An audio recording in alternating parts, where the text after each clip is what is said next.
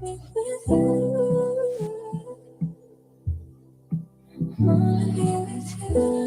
up, y'all? You know who it is. Your boy Jada Kiss, you know what I mean? Right now with Chris Strong. Shout out to Camden, New Jersey, all my niggas out there. Let's get right into it. Yeah! BTBTV. Chris Strong, man. Yo, born, let's get him, man. Yeah. Yeah, never off plan. Used to get busy with them guns in my hand. 4 or 5 or a black 9 with a grand in my pocket and beef cool as a fan. BTBTV, we are not playing. Y'all just talk, we back it up and down. Sideways, F what y'all saying. We Kyrie and Kanye. This a boss talk, so you clowns should just fly away. Hop on the bridge, throw your frame off the highway. This not a game, this is business, this my way. Real talk, your opinion is nothing to us. We gon' stay on chill, long as y'all don't violate. But it's not fair. We could be cool or your worst nightmare. We the best, I swear. And you could be my friend or enemy, I don't care. And you better beware. Cause we coming for the whole pie and we don't share. No, it just ain't fair. But we the best, I swear. We the best, I stay up in the mix. A project politics, my mood kinda sick. Name well known from the hood to the sticks. 100 on the highway, flying so fast, burn the gears when I shift. Some people kick dirt on your name, what shoes you gave them. Broke your back for them and they got the nerve to play you. Kick raps, door all pushed and shoved my way through. Bum rush the kitchen, put my floor up on the menu. The jealousy be hidden up in jokes. That's why I stay serious like David Banner turned in the Hulk in pure form like the Pope. Haters get infrared beams with the scope, so run and get ghost. We fight good, boxed in like Floyd on the ropes. I'm the great black hope. Man, we the team and they know it coast to coast and it just ain't fair. We could be cool or your worst nightmare. We the best, I swear. And you could be my friend or enemy, I don't care. And you better beware. Cause we coming for the whole pie and we don't share. No, it just ain't fair. We the best, if you with us, put your lighters in the air. No, it just ain't fair. BTBTV. Just ain't fair, man. Yo, Push, you gotta unmute your mic. Yeah. Unmute your mic. All right. You hear me? Yeah. All right. Quad got me in one of his interviews. Born. Yeah. Show him how we do this, man. BTBTV. Bully the bullies. No run, no retreat. Yeah. BTB TV. One more time for y'all in the back. Y'all slow ninjas. Right. So you think he about to? Yo, John Gotti flow, rap Pablo, Escobar status, rap game Corleone. I can show you how you lay back and watch your pockets grow. Stay away from devious women, end up like Papa Smoke. Y'all wake up every day twitching like yo, I gotta post. I wake up every day mission. It's $1 million notes, dominoes, bodies drop, rot stink like halitosis. Broadway, man, if you know, then you know. I came for everything they said I couldn't have. Got that and then some, and then some. Yeah, I'm a no gang, no gang, no gang, no gang, no gang. Like ooh, what's all this commotion? Grown men got like females. Ooh, making moves, ain't gon' lose. Mama ain't raised no fool. I'm my own gang, do my own thing. I'm my own man, nah, I ain't you. Cuz just hit me on the line, say he up in the city, said Nick come through. All right, y'all. Peace to the 5% nation of God's nerves. Salam alaikum, alhamdulillah, rahmatullah, to all the true Muslim brothers and sisters out there. This is the King of New Jersey. This is BTBTV. We bully the bullies. I'm your honorable host, Born Divine Almighty Allah. Yo, I got my little cousin Push Brim on the set with me today. We're about to drop some signs. You know what I'm saying? I got some more people coming in. So we're gonna talk about this dude 1090J, and we want to know if this right or not, or just some bullshit real quick. You know what I mean? Hold on a second. Now let me get to the presentation. This is I'm gonna just play a snippet. You know what I'm saying? Then we'll go to the other presentation. I want to know if it's snitching or not. Every single compound I hit, there was all types of drugs on there, whether it's prescription pills, Molly, some spots there was cocaine and meth, but nothing more common than K2. Jacob Cherry, a former inmate, posted the videos to YouTube. 1, 2, 3, 4 flips. He says Florida inmates currently behind bars recorded the videos using cell phones smuggled inside. How easy is it to get drugs in a Florida prison? Every single compound I hit, there was all types of drugs on there, whether it's prescription pills, Molly, some spots there was cocaine and meth, but nothing more common than K2. Jacob Cherry, a former inmate, posted the videos to YouTube. All right. Now, what he said is every spot he went to, it was all types of drugs in there. But also, I'm gonna play this. I want you to hear this guy right here. He's an OG too. He's for the OG. I think he Vice Lord. Hold on, where he at? Here we go. Hold on 1 second. Dude, hood educated. Your Vice Lord. Born from nature. Minneapolis. Hydration that powers our everyday. It's the spring water difference. Poland Spring 100% natural spring water, fueled by nature. When pain says, I'm here, I say, so are they. Just want to leave. 12 hours of uninterrupted pain relief. Aleve. Who do you take it for? I want you to check this out. Right here. Push. What's up? Understanding from the hood, Hey, your phone, cut. did not give me a dime in Pakistan. Out there, Boston Richie did not pay me. Use your phone. Boston Richie did not give me a dime in Pakistan money. He ain't gave me nothing. So before y'all get to saying hood educated, man, Boston Richie done paid you off, man, you going there 1090 Jake. No, that's not the case right here. This is about being balanced, right? I'm making this video right here is because I'm balanced. And what I mean by that is this right here. If I can make a video about Gunna, if I can make a video about all those other dudes in YSL, Let me see where it goes. Some spots there was cocaine. Compound I hit, there see, check it out. How easy is it to get drugs in a Florida prison? every single compound I hit, there was all types of drugs on there, whether it's prescription pills, Molly, some spots there was cocaine and meth, but nothing more common than K2. The majority of the drugs that I know of that are coming inside is through the guys.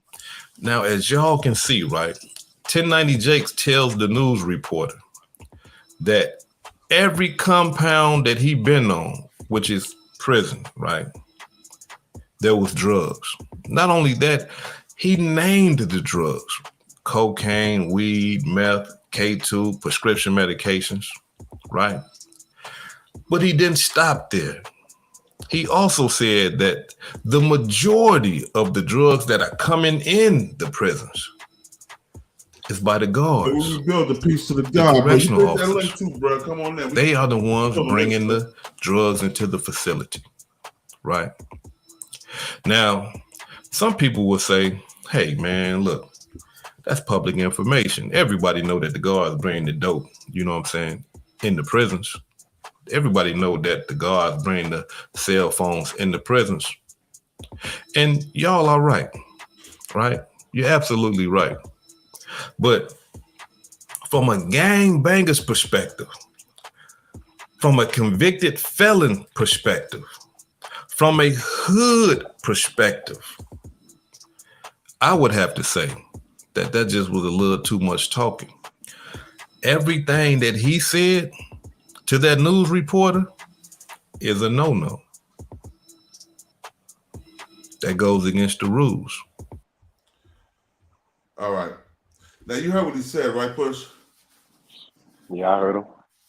So how do you take that, by not saying no names, but saying COs You know what I'm saying? What counts? Because he's supposed to be. He's supposed. I don't know. For me, it's for me. It's for me. For me, it's like this. All right. For me, it's like I just be clear because like I did 7 years. I did 7 years in the state of New Jersey, and I just came home off of doing an 8-year, 7-month sentence from the state of North Carolina. Yeah.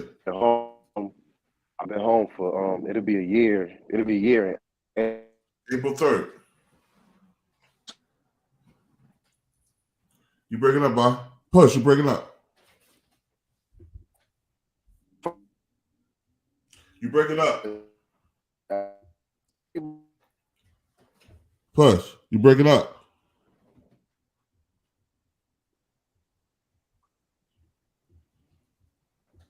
Hold on. All right, you there? We back. I can hear you now. Do you got the internet on your phone?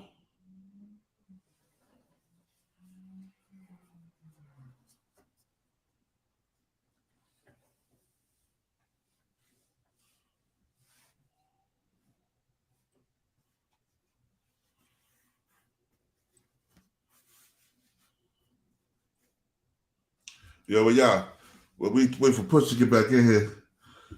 Yo, Mary, I'm gonna send you the link in your chat, yo. Yo, Push, you back? Yeah, you can hear me? Yeah, I can hear you. Now, what you was saying?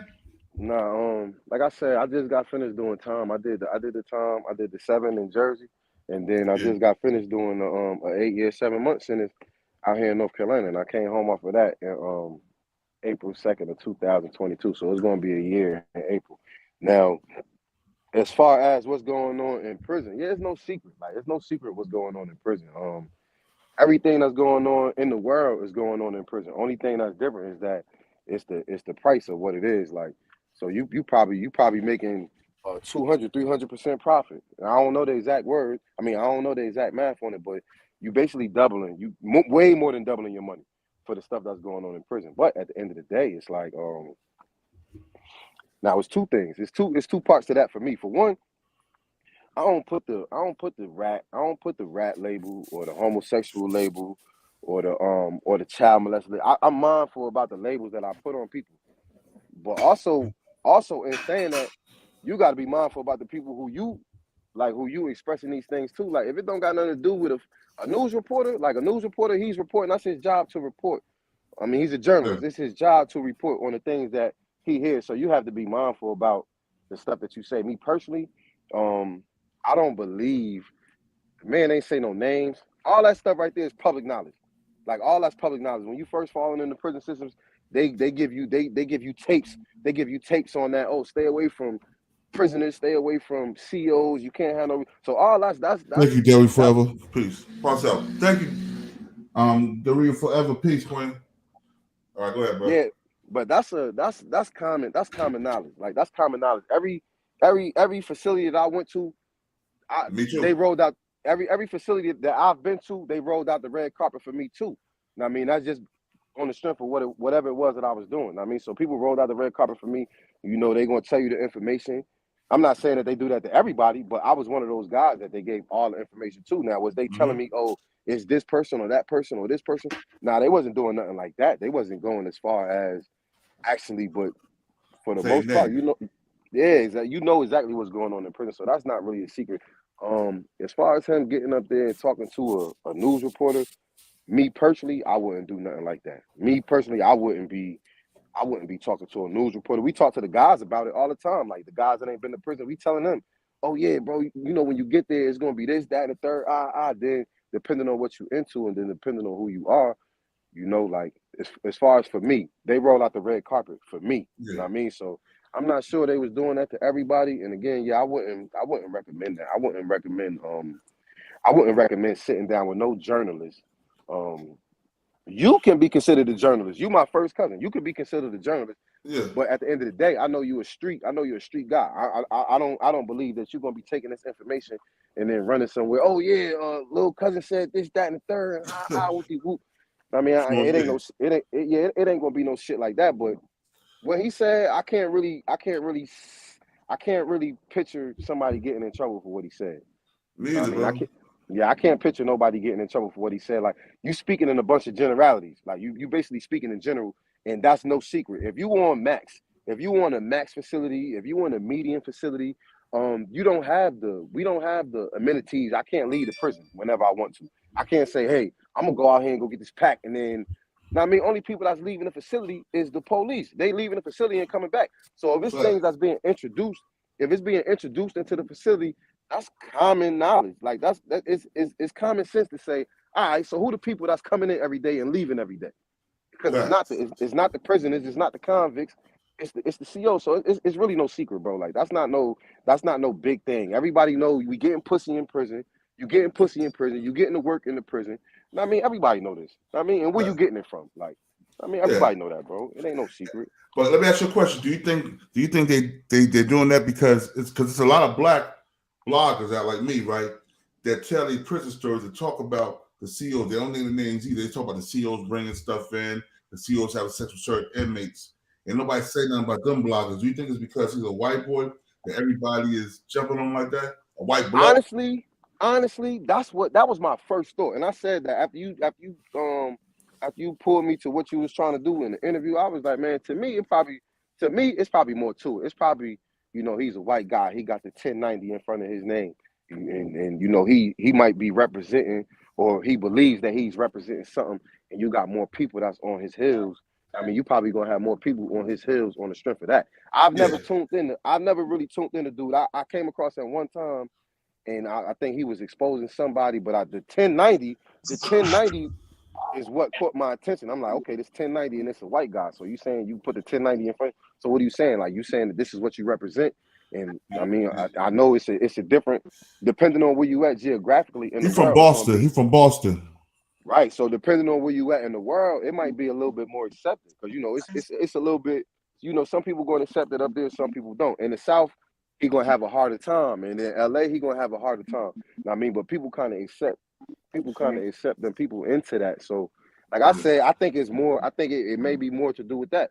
I think it possibly, but again, I don't know. But you know, we're from Jersey. We're from Jersey. You know, even in the projects, when we grew up, some of us grew up in, it was white boys in the projects, right? And they all hung with us. They sold drugs with us. They did all that with us. You know what I'm saying? So. Right. They was more acceptable to become a gang member than any place else in the world. You know what I mean? So we see it differently. Even though, like some bloods, they got West Coast sets in Jersey. You know what I'm saying? Then they got the New York sets and the New Jersey sets. You know what I mean? So it don't matter. It's how they carry themselves. And I feel as though if you don't come in flagrant and you don't say no names, and you saying, well, the police is bringing drugs. And the police, they don't want to bring the drugs in the system, or we fuck the COs. But if you ain't saying their names, who they gonna pin it on? Right. It's what means. That's my whole thing to being. That's my whole thing to being an informant. Like, when you an informant, there's somebody being punished behind what you're saying. There's somebody being punished behind what you're saying. You either getting somebody some time. 9 times out of 10, that's what you're doing. You getting somebody some time, or less, depending on what you're really into. You might be putting them up. Like, you might be getting him put up. I mean, but even if you putting somebody, even if you getting somebody put, when I say put up, I'm talking about you hurting somebody. Yeah. I mean, to where they can't come. So even if you hurting somebody to the point to where they can't come back from that, like, they basically getting killed. It's like, that's not, you might have informed, or you might have gave some information to a street nigga, and the street nigga went and took care of his business. But when I think about ratting, when I think about informing, there's a direct cause and effect. I ratted, so the direct effect is going to be somebody is going to go to prison. Somebody is going to have charges pressed against them. The police is coming based on whatever information you said. The police is now going to come, and they're going to holler at that man about whatever you said. Now, him speaking in generalities, him saying, oh, the COs is getting it in. Man, ain't nobody getting in trouble behind that. Ain't nobody getting in trouble behind that. Like, so again, like I said, I'm more mindful. I'm more mindful about that rat tag. About these stigmas. I'm more mindful about these labels that you put on people. Because again, even in prison, that's a psychological game that people play. Like, you might have a wave, you might be really doing your thing in prison, and somebody feels as though you're not giving them or they not receiving what they should be getting. So now what they do is they gonna put a stigma on you, and people gonna believe it. Oh man, I caught him. He slid a note to a homosexual. Oh man, yo, I see him coming out the superintendent office, and he fucking giving up information. And now people do that shit in prison all the time, and they do it out here in the world too. Yeah. You know what I mean? So, and those people, to me, they be having different agendas. Like, it's a different agenda. Like I said, they might be gunning this 1090J guy down on the strength of what it is that he's saying that he representing, being a Caucasian. Like, you know what I mean? So, ain't no telling, bro. I'm just more mindful of that. I'm more mindful of just, I mean, I'm not gonna call a man a rat. What he did, it wasn't too tasteful. It wasn't the smartest. It wasn't the smartest of ideas to sit down with a fucking journalist. Now, I mean, somebody that it wasn't the smartest idea, but is he a rat? I can't say that. I can't say that, bro. I can't call that man a rat. Not me. I mean, and if somebody else called him a rat, I could understand why they would. I could understand why they would call him a rat. But me, I've been in the streets for so long, bro. I know what a rat, bro. I know. Me too, bro. He might got rat tendencies. Me personally, if you have the rat tendency, I don't want no part to you either. I don't want no part to that. I mean, I don't. So you might be good, but you might not be good with me, bro. Like, but let me ask you a question though. So do you feel that way about the black YouTubers that do the stories, the prison stories, that talk about the lady COs they were smashing, or the COs that was slipping, bringing them cell phones, or the COs that was paying to bring in packs from the street.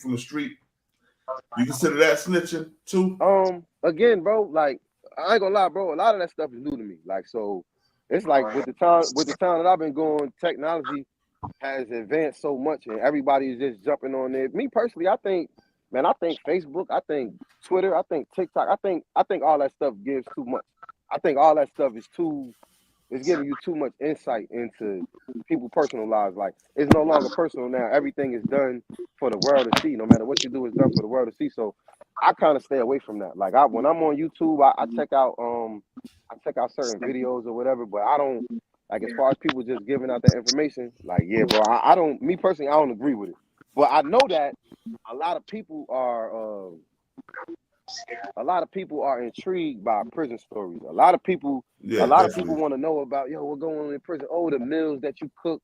Oh, if you smashing. Oh yeah, bro. Yeah, how did you do that? Like, how did you get in this?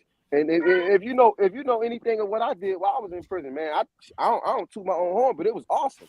So people like to they want to know, bro, how did you do that? Like, how did you get this done? How did you? So it's just like an appetite that the people got, bro. The people just got an appetite. Again, I'm not divulging too much of nothing. Like, I think about it. I'm not going to divulge too much of nothing, bro. Like, I ain't not me personally. Like I might say, like, even me being like a journalist or whatever. Peace to the God. Peace, God. Peace to Maria Allah. Maria Allah, go ahead. Yeah. Can I add on? Go ahead, add on, Lord. You know, I'm gonna add on this way, right? You know, I'm hearing the commentary and everything like that, right? And we know and understand that, when you go on a national platform and start spilling the beans, what's going on inside the beast. That's snitching, man. That's snitching, man. Because that's how they gather information. So when he got on that platform, he's a rat, man. Because once we give that information, that intel to them, they know what's going on, man. You know what I'm saying? It ain't getting on no type of platform telling the media what's going on in that belly, man. You know what I'm saying? However you move in there, that's on you, man. It ain't for you to come out to get on national platforms and tell what's going on in that place, man. So let me ask you a question, Red Mary. So what about the black YouTubers that tell their prison stories? They out of order too, man. All right. They out of order as well. Now, just like the brother was saying, if me and you have a conversation like me and you do, Born, we been there. We ain't on no national platform, God. Once you get on that national platform, what does the government do? It gathers intel, man. It gathers information. Yeah, it's common knowledge that all that stuff in there. But when you reach that, get on that platform, man, yo, you what they call that, dry snitching? It's snitching, man. You a rat, man. Because other people still got to live in there. Yeah. That's their existence in there.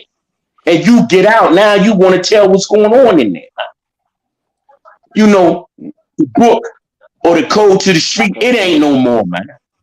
It's not no more. Everybody, you know, everybody talk about, yo, I'm a G.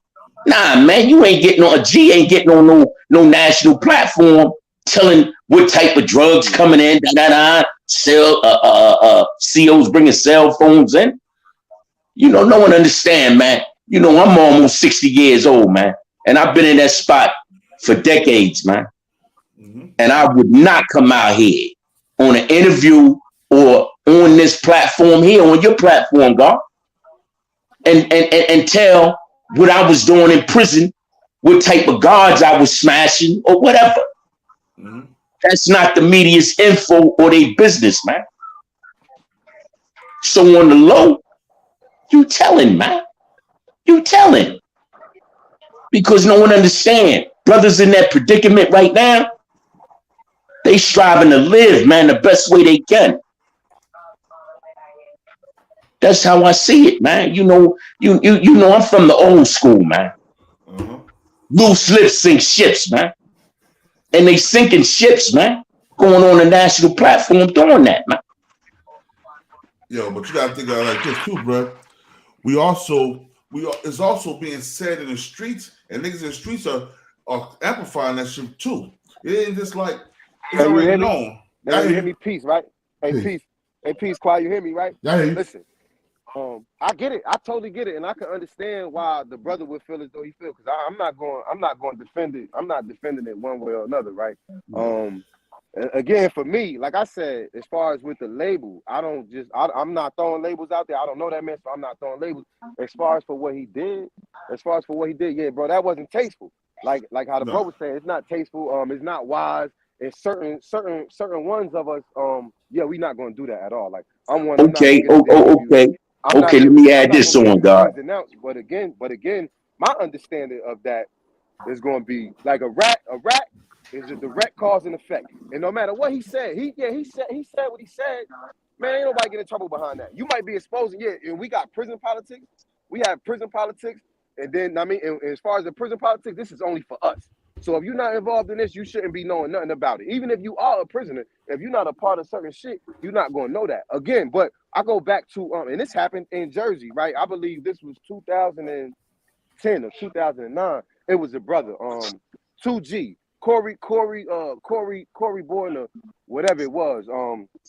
He was back there in the gang unit. If you remember, the stigma unit that Jersey had, and a lot of people, a lot of people, they took the Jersey STG unit and moved it around in the different states. So I just now completed that before I came home. But what the brother did was he had a cell phone back there, and he was recording what was going on. Like he was showing what was going on. Like, yeah, these brothers ain't coming out. They not coming out, and when they do come out, nigga, we ain't going back in. We getting that shit bracking. We fighting the police. All that shit. Like, and bro sent that shit out. And Eyewitness News. Everybody picked up on it. Everybody picked up on the prison videos. Again, you had a brother that was showing what was going on in prison, and he sent that shit out there. And they went and they dismantled the whole STG unit. They dismantled the whole gang unit in the state of New Jersey. But I didn't hear nobody calling. I didn't hear nobody, yo, you a rat. You exposing what's going on in prison. I didn't hear nobody doing that to 2G. And I know it's two different things. But it's still the same. Like he showed the police whooping niggas' ass. He showed the police whooping niggas. He showed other brothers beating on each other. He showed a lot of shit that was really only for prison. Yeah. But the good that came out of it, the nigga got the gang unit dismantled. But I never heard nobody, you did some rat shit. And at the same time, bro, that shit that he said, no bullshit, bro. Every day that I ain't gonna say every day, but a lot of days, bro, they would bust my cell door open. Yo, the sergeant want to talk to you. And out here in North Carolina, they got the prisoners will drop kites and drop notes on you. And then the true. They do that in Jersey too. And yeah, they gotta take that shit serious. bro, every day the police, hey man, you know, another dude said you can't live in he can't live in the block because of you. Another guy said, yo, he can't be your cellmate because of who you are. Another guy, so that goes on, and people are actually giving detailed information. People are giving detail with that information that he said, which again, I'm not defending it. I don't agree with it, because me, I would stay away from that. I'm wise enough to know, yeah, bro, I don't want no parts of that. But at the same time, bro, that shit ain't getting nobody in trouble, bro. Okay, okay, let me add on this, right? And to me, that's what a rat is. Let me add on to this, right? Have you ever been to federal prison? Nah. All right, check this out, right? I did over 20 joints in the feds, right? And you know, being around Big Meech, BG, Bernie Madoff, all them big players, right? You know what I'm saying? They went in there because somebody dropped a dime on them, which they got mega time. See, because state and federal prison are different, man. It's a lot different. You got brothers that put brothers in there that have families because they wanted to skate on that. So in federal prison, your lips are tight. Now, don't get me wrong. It's brothers in federal prison that told, but they in different units. They got different units for them, different prisons for them. Yeah. Because you can't come on no federal compound and that paperwork pop, they getting ready to do something to you, bro. Yeah, and I've been in state prisons. But federal prisons run on cars, man. Where you from? They ran by cars. Where you from? Where you from? Yeah, I'm familiar. So if you decide to get out and start spitting info about what's going on in the federal prison, COs and all that, they gonna send somebody out there to holler at you, man. Because the time that they working with, they ain't with that, man. They ain't with that. And I experienced both, state and fed. Where you was at? Yo, let me push Alex to go back to work. Let me not finish. No, I'm good. You good? Okay, you good. Go ahead. You know, but you know, bro, I understand where you at. You know what I'm saying? How old are you, bro? I'll be 38 in June. Hey, bro, I understand that. You know what I'm saying? I'm from way back in the day, man. I'm from way back in the day. And I'm not taking nothing from you, right? I'm not taking anything from you from your experience. I could never do that. But me being in that type of environment, the federal system, which is dead, 98% of brothers telling on each other, man. And then you got these brothers that's in there because they trusted a homeboy or they want to give some type of information down low, dry snitching. I can't put a Band-Aid on it. I can't put a Band-Aid on it. Nah, me either, bro. I would never. And that's why I said. I know you're not putting a Band-Aid on it. I'm just saying me. I hear what you're saying. You know what I'm saying? And what you're saying is your reality. I feel you. And I can't take that away from you. But that Caucasian boy that's sitting up there telling, that's what they do, man. And I can't give him a pass, man. All right, and then that goes back to us being more mindful about who we bring in. Yo, you break it up. You break it up, huh? Nah, I jumped in the car. That shit jumped in my car. All right. Now what you I don't even know how to get this shit. You can still hear me? Yeah, I can hear you, yeah. Yeah, this shit just jumped on my Bluetooth. But yeah, that goes back to the people that like they embracing those guys. Don't get it confused. I would never like I told my relative, like he got them tendencies, bro. So for me right now, how my jacket is, like when you speak about the feds, like what I just came home for now, that was the option that I had. Like either I could go with them for all the guns or I could take a bogus charge. I ended up taking a bogus charge, but I had to read up on the feds. And then, like I said, I've been going through the prison since I've been 20 years old. So I know and understand. I understand the cards. I understand yo, you in the highs, you in the mediums, you in the lows, you in the USPs. Exactly. I understand that. I understand the whole process, bro. Like at the same time, like I said, me, like when you got those tendencies, and that's how I'm living my life now. Like before when I was younger, I could give you the benefit of the doubt because even if you show me wrong, 9 times out of 10 I might still be all right, or I might could come out of this situation. But where I'm at now, bro, the slightest thing will put me on the roof forever. Like the slightest thing will get me put up forever. So I'm not giving nobody the benefit of the doubt. Like I'm staying away. Like bro, so like I say, he got those tendencies. Like that's a tendency to me. Like yeah, bro, I would personally steer clear from that. Like I would steer clear from that. Me personally. Like, but as far as that label, like as far as bro, I can't. I'm just not. I didn't come up like that. I didn't, and I get it. You say you in your 60s. I mean, I get it. It's a different generation. I came up under. Most of my close friends are like your age or a little younger. Most of my close friends, the guys that taught me, they your age or a little younger. Know what I mean? But yeah, it's just a difference, bro. And for me, it's been a shock altogether. I believe that people give out too much information on platforms altogether, not just with you telling what's going on in prison. That shit sells. When you talk about prison, when you talk about making the meals in prison, all that shit sells. Everybody wanna know. So it's a form of exploitation. And sadly, we get exploited the most.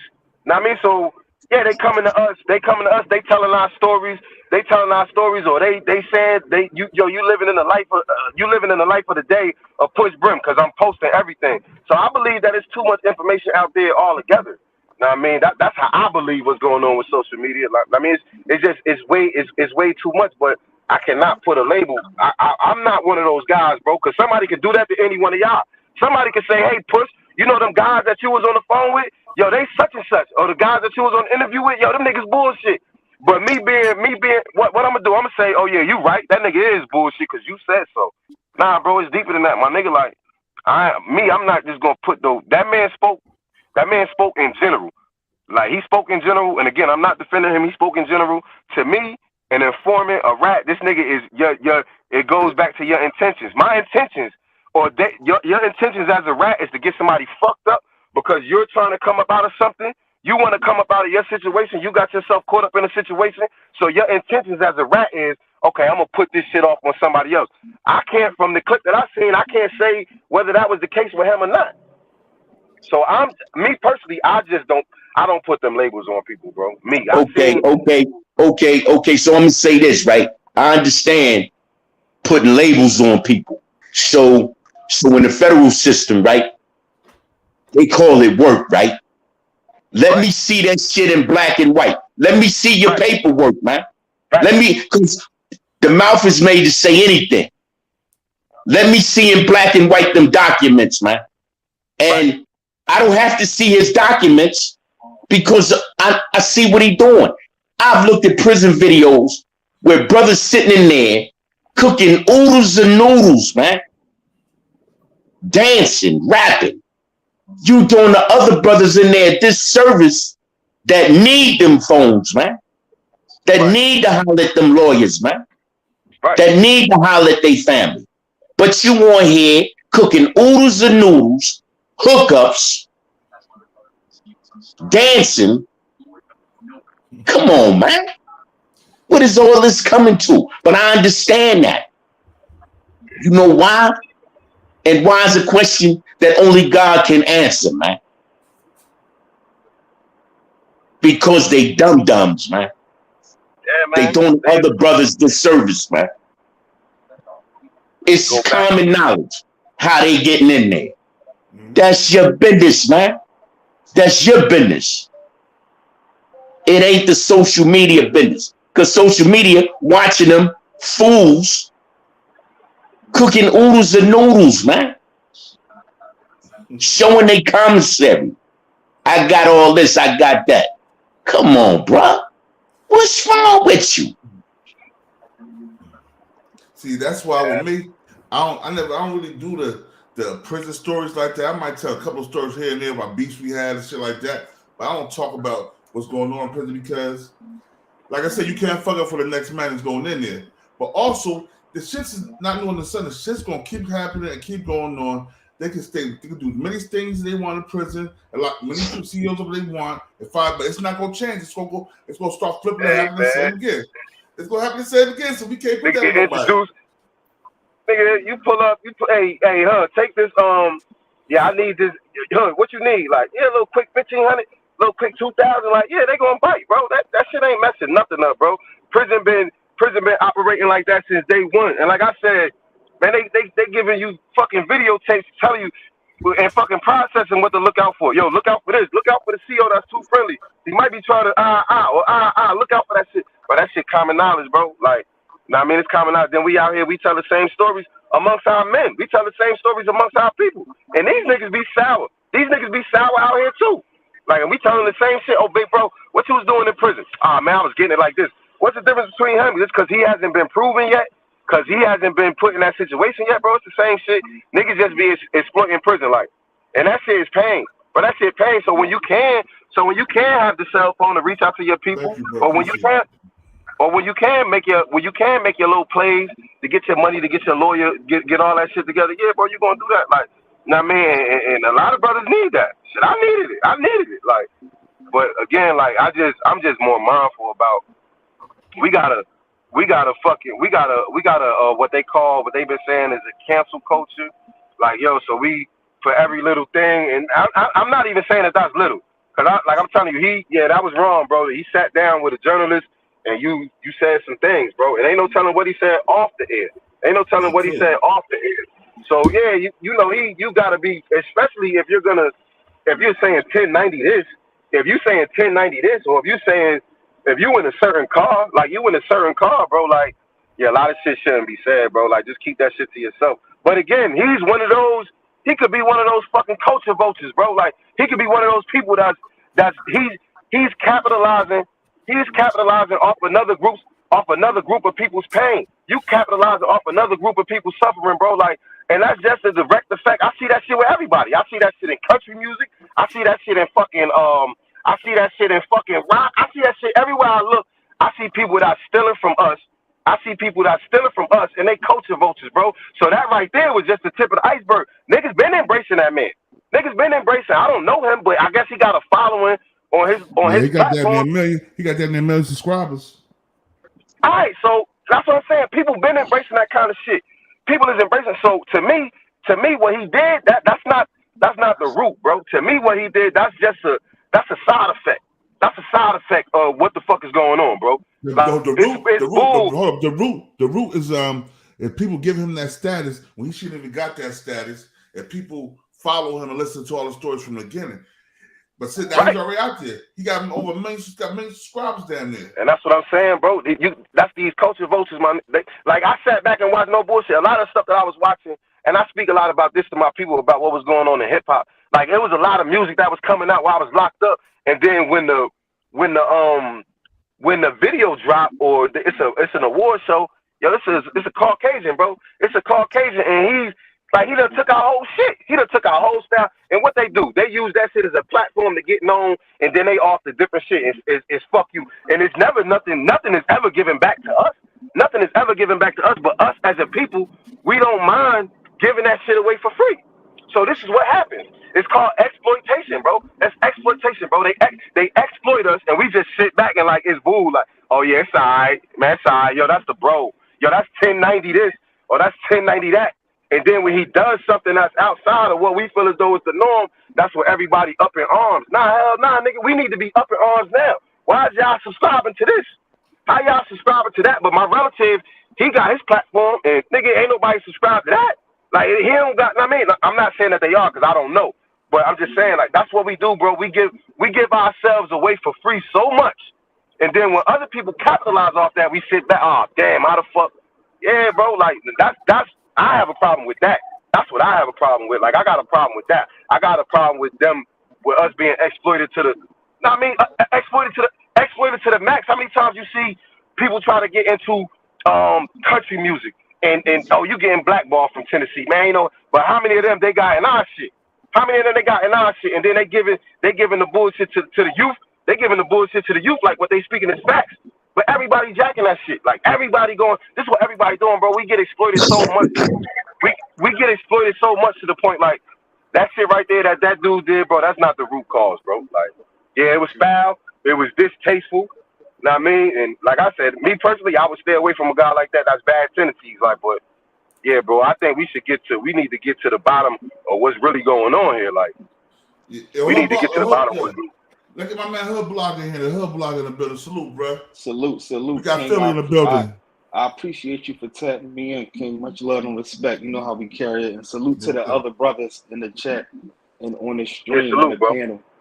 Much love and respect. Like I seen the John today, right? So from what my understanding, it looked like 1090 Jake. Correct me if I'm wrong. It's like he reported what people sent him from jail. But he reported it to like a news reporter, like like a news reporter picked the joint up, right? Yeah.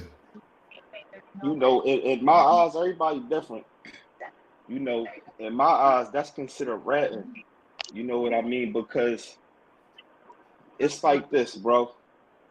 Saying something to your homie is different than putting something out there to the point where the news is picking it up. It's for instance, like if it's a shooting in your neighborhood. If a person get on that news camera, bro, and they say something about that, that's considered telling, bro, because now you talking to the world. You know what I'm saying? It's a difference if, for instance, if we all team, right? If us four, we in the circle, we in the streets, we doing what we do. And King of New Jersey air somebody out.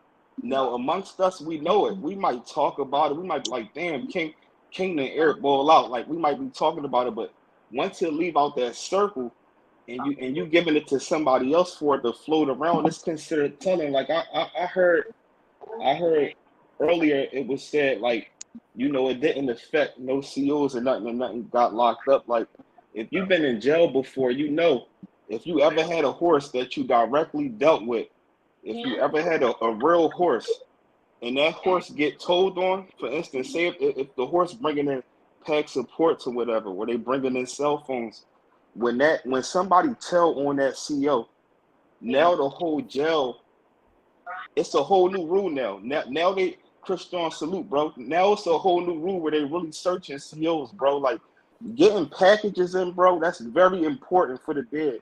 We gonna keep it real on the jail talk, whether you blow tree, whether you need your caddies, whether you need a jack, that's real important, bro. That if you can do all the jail stories you want, bro. I'm not about to be like I was over CFCF, and you know that the COs was bringing this in. That's like talking about the Airmark workers was bringing it in through the kitchen, bro. Now you directly telling. Now it's different, bro. Like because when you're in jail, you will get banged out for that. If somebody got if King of New Jersey got a horse.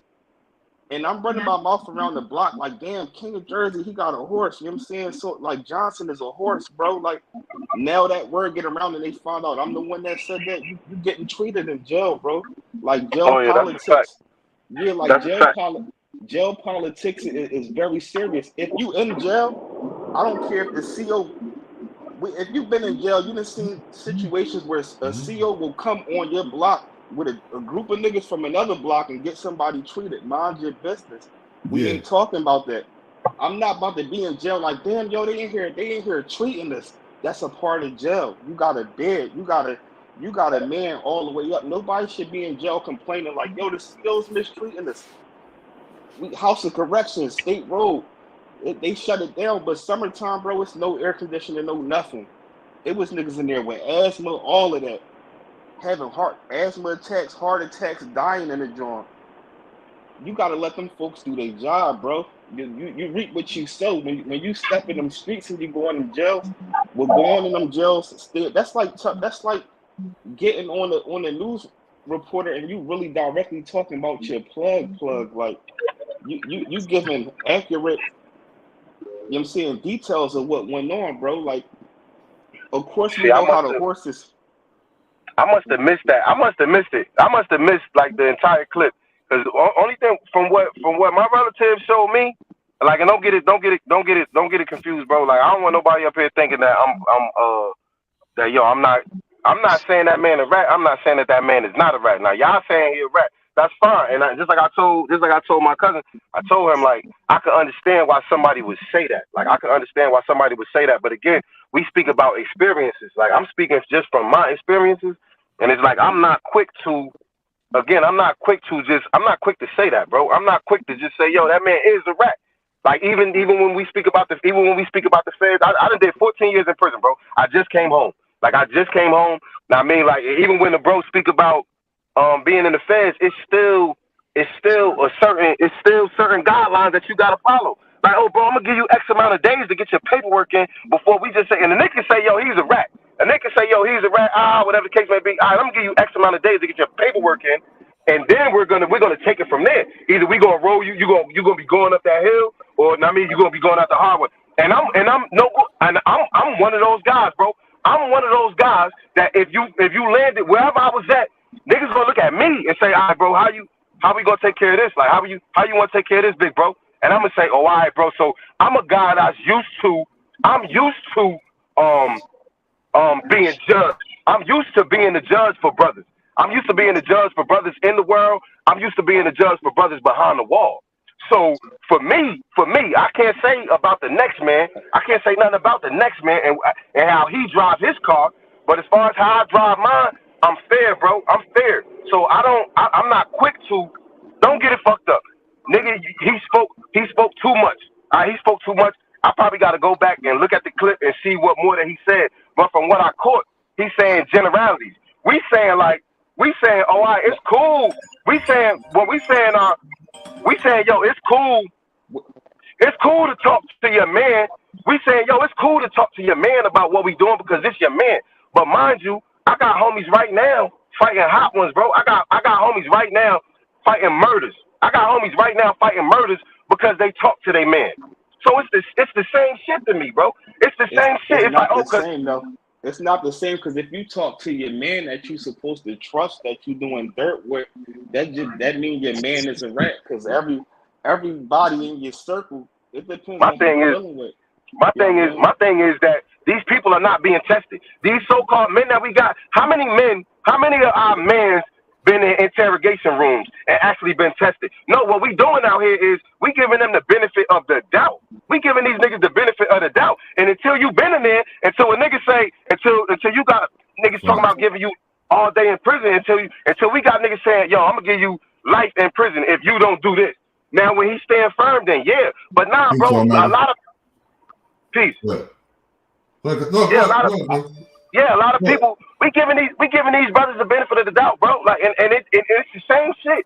It's the same shit, but we doing this because I grew up with him, because that's who it is that's telling. Like, yeah, bro. I grew up with him, so I feel it's safe for me to tell him about this situation. And then what happened? He get tested, and now you find out that your man the whole time, like, he got those same characteristics, bro. So for me, my thing is, like, bro, I keep to myself, bro. I'm a leader of men at the end of the day, and this ain't I promise you, I'm not saying nothing to toot my own horn. The king of New Jersey, that's my real relative. That's my first relative, bro. So he know me. Bro, I don't toot my own horn. I'm a leader of men. Like, I'm a leader of men. I don't say that to say, you could Google me and, I mean, it's going to tell you, bro, my street cred is immaculate. At the same time, bro, if this is why. Maybe this is why, because of how I'm brought up, that I'm more mindful about the shit that I say. Like, that's the only thing I'm trying to get people to understand. I'm not saying that he is a rat. I'm not saying that he's not a rat. What I'm saying is, Push Brim, I'm mindful about what I say, because what I say out my mouth, people are going to follow behind that. What I say out my mouth, they're going to say, hey, man, Push Brim said it. So, of course. So, yeah, I'm more mindful about what I say, bro. Like, I'm just more mindful. Yeah. So, off of what he said, again, it was tasteless. That was tasteless. Mind your business. You're not in prison right now. You're not pushing nothing back to nobody in prison. You're not. Mind your business. You got no reason to talk about. But a rat, bro? A rat? Yo, this nigga's I don't know, my nigga. I don't know.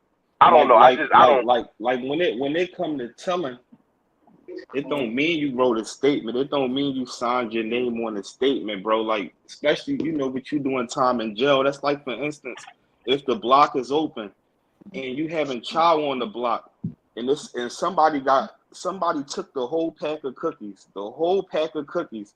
If an inmate go to that CO and be like, Ball in 17 cell took the cookies, that's ratting. What he did was no different than dropping a grievance saying that, because now my whole thing is this. It ain't like you just saying that, telling a regular jail story. You know what I'm saying? Like you talking to somebody and letting your peoples know, damn, yeah, we had the horse, the CO up there, we was getting Jackson. You talking to your people on the streets. But when you putting it on a public platform, my whole thing is this. What is you getting out of that? There's so many other jail stories you can do that's not incriminating nobody specifically. You could be like, I was in the yard on my third day, seen Bull get stabbed up 60 times. You know, the CERT team and all that came out, the Turtles came, all that, and that was a situation that was dealt with where it's like you not exposing nothing. But if I go on a public platform and a news reporter and I'm talking to them, how was your time in jail? Well, you know, it's crazy in there. The COs, they be mistreating everybody. The kitchen workers, they bringing cell phones in. The COs, they bringing in quarters allowed. They doing this. Right. Now it's a whole different joint. I don't got nothing against 1090 Jake. It's just that I feel like his platform is so big that it's people on other platforms that are vouching for him because they like, yo, this boy got, you know what I'm saying? His platform husky. He getting bread. You like for instance, the people that I know nobody on here is really sitting around watching all his videos and nothing, but you got people that are subscribers of him that love boy. Yeah. He can get you up to I'm a subscriber. Yeah, but you gonna have people that's gonna try to maneuver for him and be like, you know what, he ain't do this, he ain't do that. But just because some people would be like telling us if you commit a crime with somebody and then you tell on your rap, it's way other forms of telling besides that. Let me say something like this. So the other bull, you know what I'm saying? I rock with Becky Pound, you know what I'm saying? He did 33 years in prison in Virginia. You know what I'm saying? He was all in Virginia prison. So he do his shows and he talk about similar situations too. A black bull, you know what I'm saying? Ex-boxer, you know what I'm saying? He got 33 years when he was 18. So when he came home, he started his page and he tell prison stories too. But he won't name the names either. He don't name no names, you know what I'm saying? About the CEOs, not like that. He just tells stories of dudes that already got forever, you know what I'm saying? Dudes that you know come up, he won't talk about these stories too much, or he can turn things out, you know what I'm saying? So to me, all that like intertwined in a way, bro. So if we saying about, we said like Halloween Havoc said, we saying about this white bull, we got to say about all the black bulls is doing it too, bro. You know what I mean? All the black brothers is doing it too. I'm not saying just some. I'm talking about the do that period. I talk about jail too on my channel, but I don't be in there like I got this from this person, I got this from that. People that's in jail, they know how it's coming. Now you affecting, like for instance, bro, if I got 1 million views, it's like a rapper, bro. It's like a rapper. You know what I'm saying? King of New Jersey. You was already tied in with OVH. You know them and all that. Like that's no different than AR having the platform that he had. And then if he says certain things, it's going to float. Everybody's going to hear it. So if you're a YouTuber like Hassan Campbell or 1090 Jake, and I get on and you on your channel and you talking about the jails in Texas, bro, like the COs is winging it. They don't know what procedures them COs got to go through now. No, they probably getting searched like the people that's coming in on the visits. Like I didn't witness it plenty of times in jail. Yeah, me too. Me too, bro. Yeah, when people tell on the horse, it mess it up. It be droughts in the jail. Niggas be sick. It's just like if you getting it on the visiting floor, whatever, however you getting it. Once that data get leaked out, and for it to have hit a news reporter like that, that's what I'm saying. That's where it's crazy. But like, you got to think about it too. But you also got to think about he's not a prisoner. He's they call us journalists. They're a journalist now. No, but he making hundreds of thousands of dollars. But he was in there though. But he was in there. For instance, I don't know what he like if he smoked or something like that in there. But say for instance, you got a horse, right? And your joint dropped Thursday. And somebody tell on another horse, you done paid the horse and everything. Now Thursday coming, and the horse like, yo, it's hot in here. Now you sick. I'm talking about the people in jail that can suffer from that. All us out here on the streets, who really cares? Because if you want to get what you want to get, we out here. Just like all the subs, they going to look at it different because they not in the jail.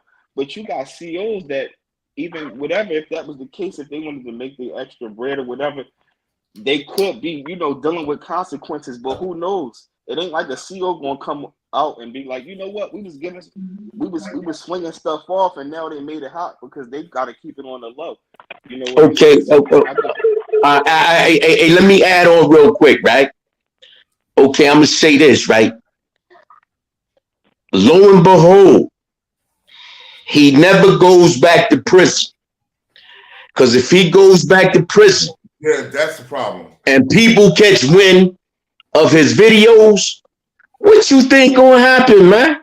Exactly. He gonna be dealt with. Exactly. Because at the end of the day, he was telling. Yep. So lo and behold, he better not ever commit another offense. Because when he land up in there, wow. Yeah, that's true. That's what they gonna put on him. A rap. All right. Prison getting soft too. I don't know when the last time. Not the federal prison, not the feds.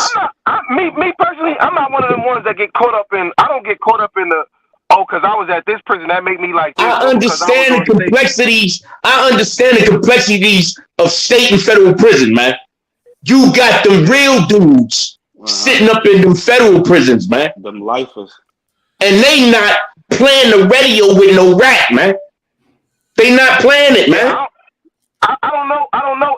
And mind you, all federal facilities are not USPs. So we're not gonna act listen. Like a Butner. I ain't talking about. I'm talking about. We're not gonna act like Butner is.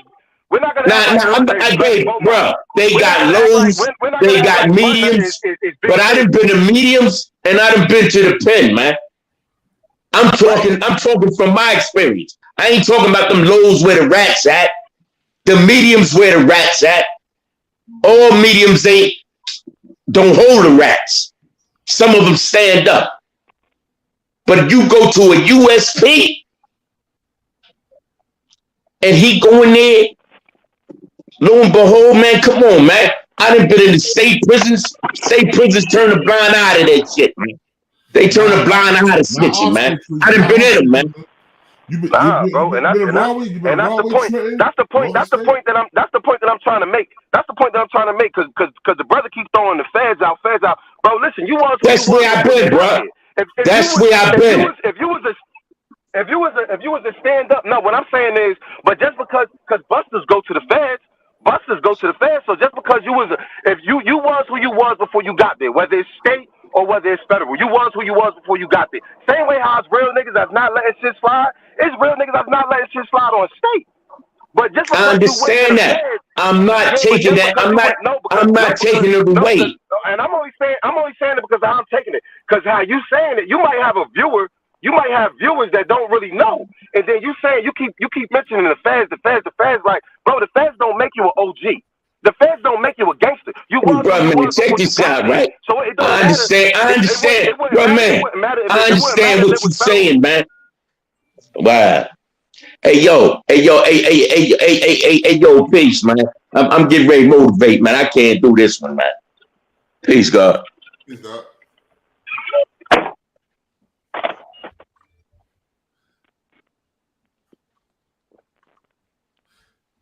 All right, yo, go ahead, Push. Go ahead, back to what you were saying, bro. Push. Oh, I couldn't hear you. The drone was breaking up. I couldn't hear you now. Nah, yeah, it's still connected to the car. You know, I'll be trying to understand how this shit go. Yeah, it wasn't. And like I said, bro, I'm not coming at the bro. I'm not coming at the bro neck, but the bro keeps saying, you keep mentioning the federal. Listen, bro, just because I ain't never been fed, that don't mean I ain't no federal ass nigga. Just because I never went fed, that don't mean I can't stand on my own in the fed. Just because I've been on state, nigga, I done seen people getting killed, all that shit, my nigga. Like, so niggas say fed. Like, bro, that shit means nothing to a real nigga, bro. That shit means nothing to a real nigga. You saying just because I've never been to the fed, you keep throwing that out there, like, I had my hardest bids in the States. I was in the feds one time. My state bid to me was the roughest, you know what I'm saying? It go down. It go down in the state. It go down in the county. All that. You get treated anywhere. It go down everywhere, bro. It go down everywhere. But when you get you got the older brother, and that's the only thing that I was saying. We don't even have to keep mentioning federal, because that means shit, bro. That shit means nothing, bro. I'm not even gonna say that. I'm not gonna say that, but bro, that shit means nothing, bro. That shit means nothing, bro. I did 14 years on state, so just because I only did mine on state, that make me less of a convict. That make me less of a convict. That means that I'm gonna go for more bullshit because I never went fed. That means I'm gonna go for bullshit. Nah, bro. And the point that I was trying to make to the bro is that, bro, the whole prison system that got soft. That shit is different from when you was younger. It's different from when I fell when I was 20. When I fell when I was 20, that shit was real, bro. When I went to prison in Jersey when I was 20, that was the realest shit, bro. That was the realest shit to me when I fell. But now I just got finished. With this sentence, bro. It's not the same no more, my nigga. It's not the same, bro. Like, and then the certain facilities that you going into, you going into FCI Butner, bro. Ain't nothing but fucking rats down there. You go to FCI Butner, Rats and Moose and Butler. Yeah. Rats and Moose. Plus one thing we can't forget: if a nigga got a name on the streets, whether he a rapper or a big YouTuber like that, niggas gonna be, when he go in there, they gonna be praising him anyway. You know what I'm talking about? That's the point. That's the point. I never got to make that point, bro. He's gonna go in there. Depend if he do. Now, I mean, I don't wish that on nobody. But if he was to go in there, what's gonna happen is they gonna say, "Oh snap, 1090 Jake." All the other guys that's repping 1090, oh, he's our guy. He's our guy. And then just in the wild part about that is that 1090 shit, bro. It's a lot of people that's rocking to that beat. So you now you gotta go. Now you're going against 1,000 niggas. Now you're going against 1,000 people that say, "Yo, this my guy." What you going? Nigga, they gonna be like, "Ah, man, he good." That's what's gonna happen. He not, as soon as he get in there. Oh, 1090 Jake, you made that YouTube video where you said a bunch of general shit. Oh, we about to fuck you up. Nah, they're gonna be like, "Hey, bro, yeah, we still got them. We got them mules too. You got some bread so we could push to them." That's what's gonna happen, bro. The prison system changed. Just like the streets, all this shit has evolved. Everything has evolved. Now everything is changed.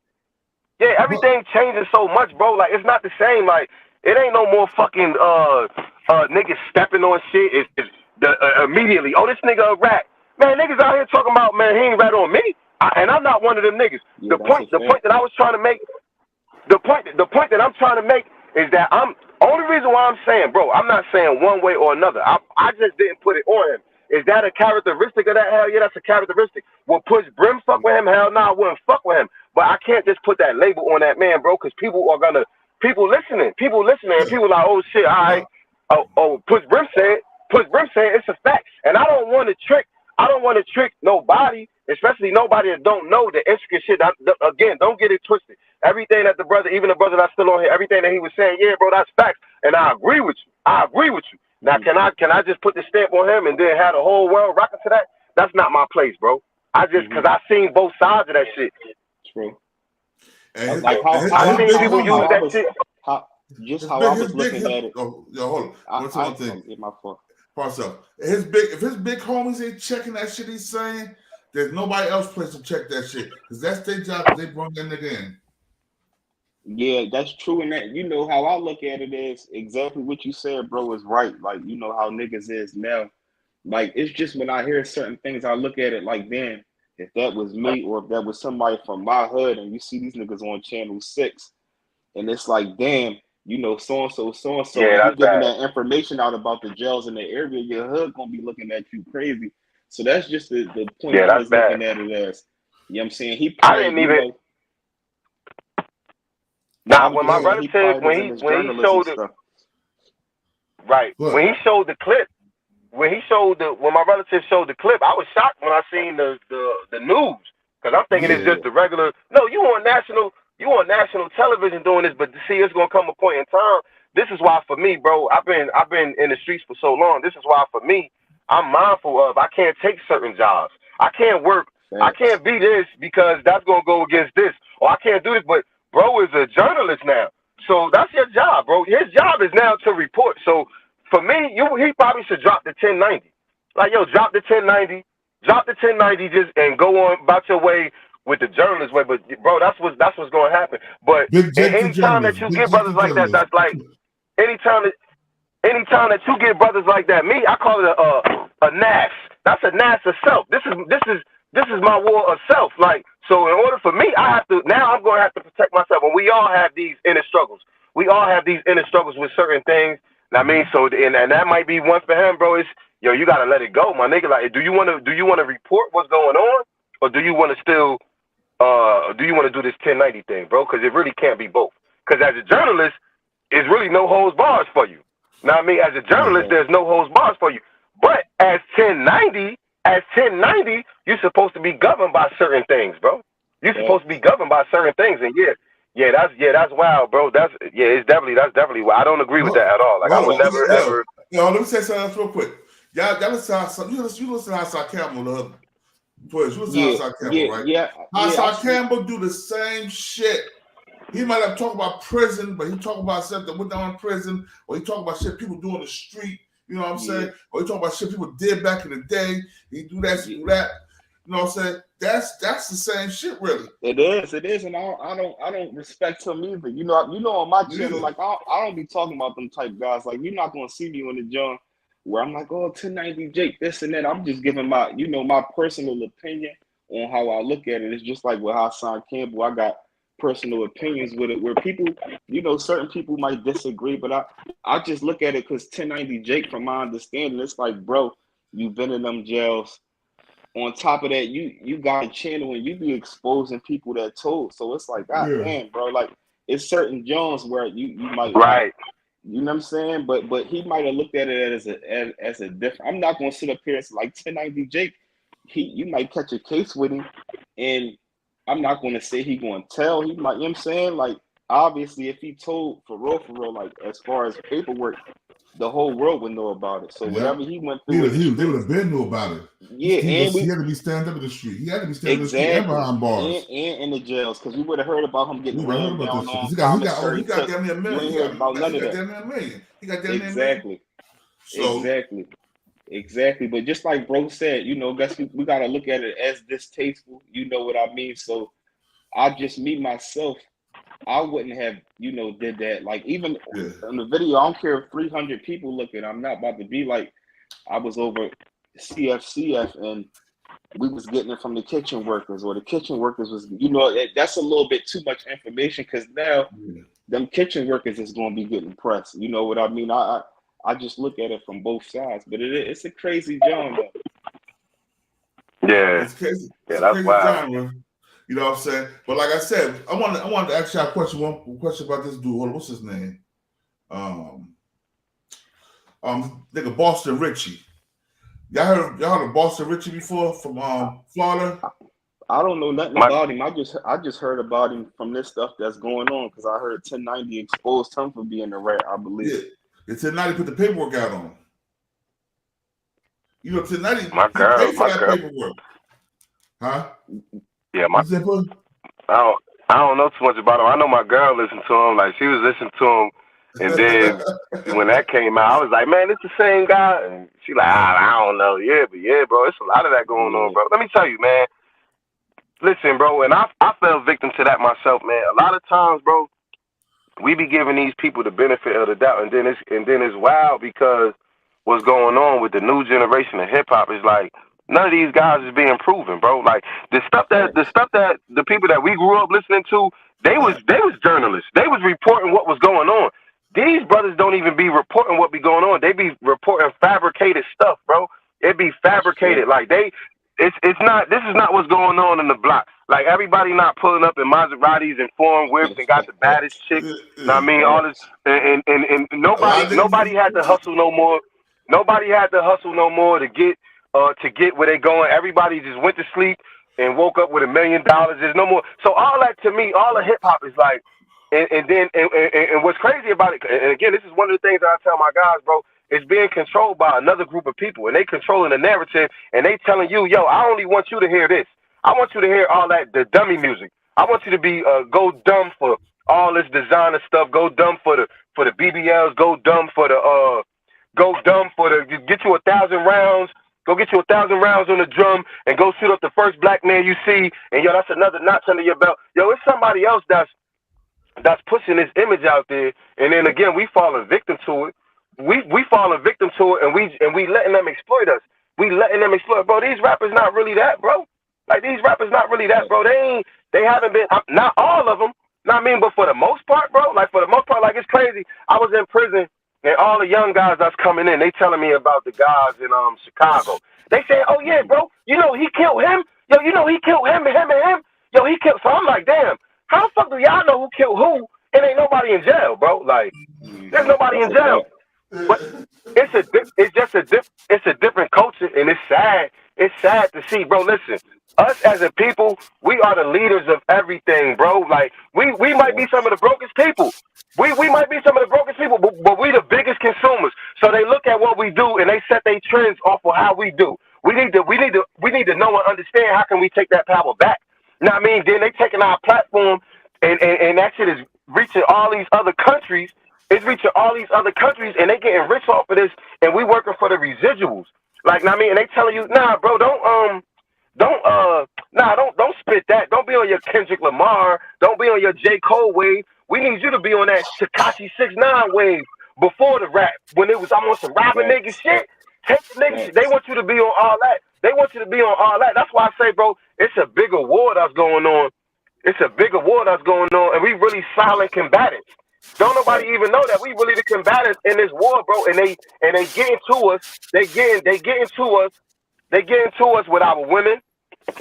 They getting at us. They getting at us through our women, through our music, they getting at us through everything, bro. Like through everything. So you got guys like right, bro. They getting at us crazy, bro. They getting at us crazy. So that's what's allowing these guys. You breaking up, bro. Oh, yeah, he get out his car. I think he's switching. He's switching over.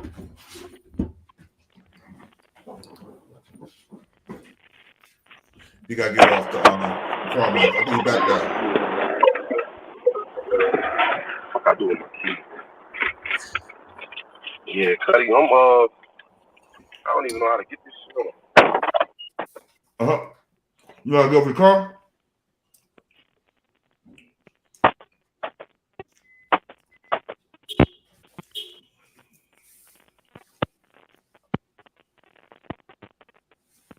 What you going back? You say you know how to get off your car?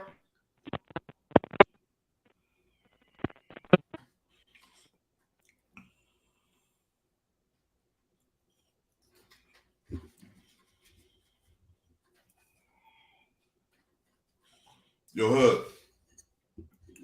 My boy. I'm right here. I just had to grab something real quick. My fault. Yeah, man. Yeah, like I understand what you're saying. Yeah, and not to discredit him, I'm not just saying out here trying to say like, yo, he's a rat like comparing to 6ix9ine or nothing like that. But it's just certain things where,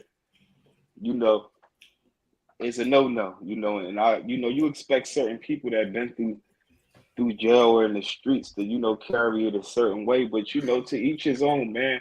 And regardless, at the end of the day, he eating good off of what he doing. And, it's not going to change the people that really know him or love him. It's not obviously going to change how they look at him. Because for one, we got to look at it like this. You got people from the jail sending it to him, and they want him to report it. So, yeah, who really in worse shoes? You know what I mean? The people in the jail is really the ones. It's like, damn, bro. Like, since last time I checked, jail was never fun, bro. It's never supposed to go your way in jail. When you go into jail, you gonna get tortured in there. Like you said, you ain't supposed to be telling them CEOs in jail. Exactly, you can't. That's that's just a no-no. I don't care if they stomped you out or whatever. You know what I mean?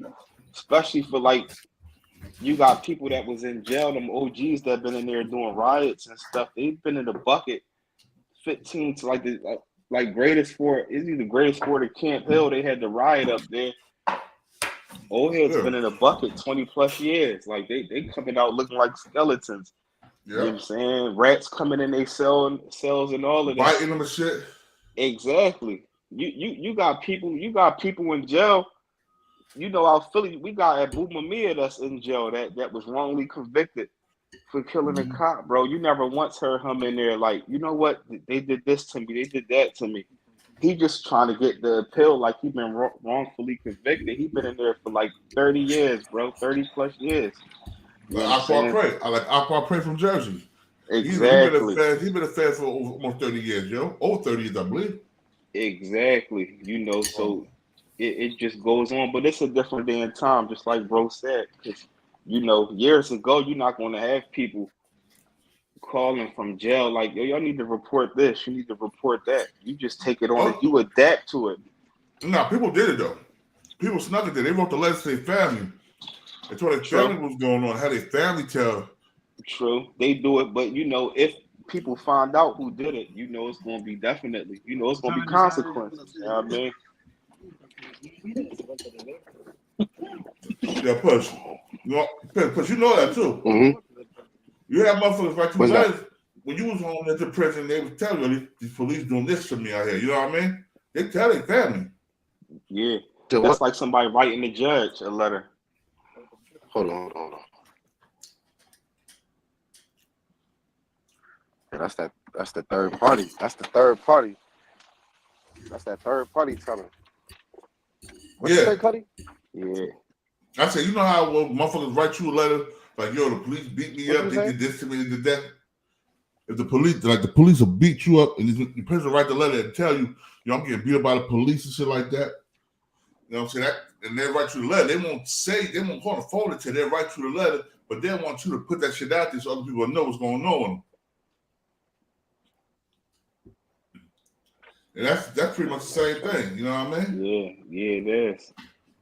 You know what I mean? It's just a lot different. Like speaking on jail, certain things like, you know, when like a lot of people they might do like the jail stories, and they tell people how real it is. Like, you know, it's men getting they manhood took, or I was in a bucket for 3 months straight, or, you know, it's just certain things. But a person might be like, when I was in jail, I had the jail on lock, whether they lying or not.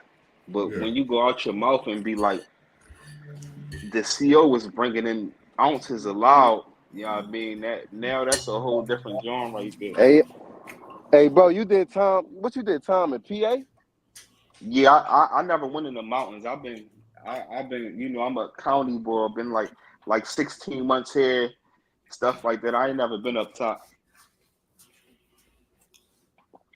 But the PA jails though, the county jails, I heard them shit's rougher than some prison. Yeah, Philly State Road. That's the only jails I've ever been in. I've been in House Corrections, PIC, and CFCF. PIC and CFCF, maximum security side, where it's like, you know what I'm saying, you and even House of Corrections, the medium side, you know, niggas was getting treated over that joint. Like, it's just certain things like I said, King, if you getting the package in, and I'm going around telling people, and that word swing around and people find out, you know, they're gonna bang you out. You're gonna get sent out fire rescue like automatic. So being from Philly, if I go on my platform and I'm like, yo, over CFCF, it's people getting it like this, I might get my head knocked off by you know what I'm saying, somebody I don't know at all, you know, because people take that stuff serious in them jails. Like, you got people in there fighting bodies and all of that been on in the county 40, 50 months, and all they counting on is that cell phone. It might be a shakedown, that cell phone might get took, and they got that set horse where they counting on that joint to come back. They might need that. They might need them saying they caddies, they ports and all that, because you know that stuff you count on that in jail, like, you know what I mean? You really count on that, and What up, Push? What's up? My bad. What you say? No, my bad. No, I was asking the brother. He said he only been in the county. But you know, when I was depending on what part of Jersey you went doing time, bro, they had this show, bro. It was on Power 99. This chick called Golden Girl. Yeah, late night. PA. What? Oh my God, bro. They got me so many nights. Bro, who you telling, bro? That used to be like, bro. Cracking the Niggas be in whip. that joint singing. It be cold What? goons in there singing them slow Cracking the whip. jams, Stop bro. playing. Real rap. Like Golden Girl, she got niggas through the bed. Like, you know what I mean? Them slow jams was serious. I don't know what happened to her. They clipped her off. She had wrote a book or something, and then she was done. That's all we used to listen to on State Road. Was Friday we had the Come Up show, Cosmic Kev, 10 o'clock. And then I think Sunday night Golden Girl came on. I think it was Sunday night. Yeah. I ain't gonna Golden lie. Girl used to come on. I'm about to dip on these niggas. I ain't gonna even lie. What they talking about? They talking about extra hours? Huh? And Cuddy, you gotta get me back on the you gotta get me back on the podcast, bro. I got you, bro. I got you, man. Whenever you want to come, you're more than welcome, bro. Because I've been dealing with mad different topics, bro. We watch the videos. And salute to everybody definitely on the panel, man. Nothing more beautiful than getting up out that situation and getting back in, you know what I'm saying? Getting back in society. The little small things like eating off a plate, laying in the real bed, you know what I mean? And shout out to everybody in the chat too. You know what I'm saying? Man, shout out to everybody in the chat. Yo, you definitely more than welcome, cuz whenever you want me to, bro, I got you, man. You know what I'm saying? Whenever you got time. I'll be going on for like 4 or 5 times a week anyway. I'm glad I caught it too, okay? I'm talking to you, cuz. Yeah. Cuz I go like 4 or 5 times a week, so whenever you want to, if you want to hit a topic, I see the topic, and you want to chime in on it, you can chime in on it. Just like my man Hood about Twitter right here, the Hood Blogger. He got his own channel too. I appreciate it. Yeah, I'm glad I caught the joint because I work overnight and all that. So this really my sleeping hours, but I'm glad I was up when you text like, yeah, let me slide on because I missed the last joint you sent me. So definitely was an honor to get on the joint. I had a celebrity birthday badge, bro. For real? Oh, your joint just passed? My joint was on Tuesday. Oh, happy belated. Oh, that's what's up. Thanks, bro. Appreciate it, man. No doubt. So I had Gene Dill come up, I had Cuba Link come up. I had man DTC hollered at me. He hollered up there. Can you call in? Hold on. I'm about to sign out. My PO just hit me. Talk about nigga really in the streets. My PO just hit me like, yeah, you want to come over here? I gotta talk to you about getting my assessment. I don't know, man. Okay. I hope you take this bracelet off me, man. I hope you take this bracelet off. But I was supposed to be talking to him about going to PA. Yeah. I'm supposed to be talking to him about going to PA. Salute, Biggie. Salute. You're the builder. I see you, Biggie. Damn, you fresh out the joint. Yeah, bro. Yeah, man. I had 8. Congrats, Thank you, Gullyflower. Appreciate it. Yeah, I had. Congrats, we had man. Welcome home. Yeah. I definitely appreciate it. For sure. I'm turning in my bag. King, I'm gonna definitely lock in with you too, King. I'm trying to start shooting this next movie round like once the spring break and all that. So I'm gonna chop it up with you. Yeah, I'm shooting the joint. I'm gonna send you the first joint I did. Emergency. It's a little short film, but this joint right here, you know, Skino gonna be in the joint and my man Vodka too. For a minute, but we gonna chop it up. Oskino and Vodka gonna be in this joint. Vodka was in the last one too. I don't know if you're familiar with Vodka. Vodka, I haven't heard of him. He a rapper from the DVD era and all that. You know, like the Philly 2. Well, you was probably booked around that time, but like, you know, we had the DVDs like Too Raw for the Streets and all of that. I'm gonna send you to your phone and all that. All right, do that. Chance, check it out. I definitely will. Yeah, we got my boy Cross Your Heart Entertainment here. Cross the plug. He the plug. Peace. He got the fire shirts. He got the fire shirts and shit. Fire shirts, hats. Okay. All that. I don't got no podcast. But check me out. Push Brim 36th Street. All that. Okay. Salute to you. All right, friendly extortion. Show your face before I pull you up. I had a miscommunication last time. So all right, here we go. There you go, bro. Salute. Salute. So what you would like to say, man? What would you like to say? I just tuned into your channel. I just logged on the YouTube, and I just came across your channel and stuff like that. And I seen the title, Hood Educates, called now 10 Night Cause. 1090 Jacob Rap. Yeah. So my thing is, I'll probably be a little bit off topic or whatever. But my thing is, us as people in the community at a time where we're able to read and write and speak and voice our opinion, on things that's what's not right, compared to hundreds of years ago when people was only able to read to a master, but to entertain, wasn't able to read to educate themselves or anything, right? Now that we live in an era like this, that we have, we don't have, but we have things that we could do.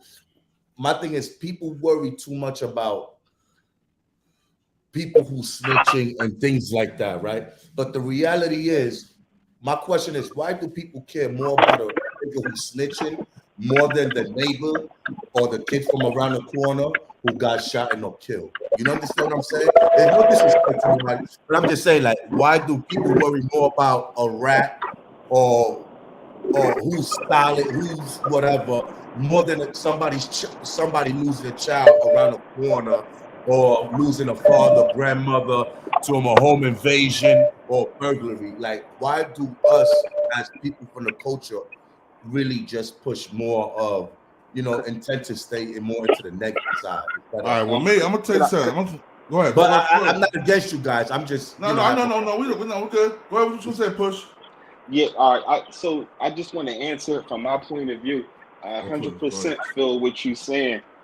I just think that it's like this, like if a kid from your neighborhood that and they got their life taken, it can really hurt you. Like you might go to that candlelight, you might really try to help that person, family out, but it's just that when you're dealing with the internet, you can have a person. Let's say, for instance, somebody like 6ix9ine, where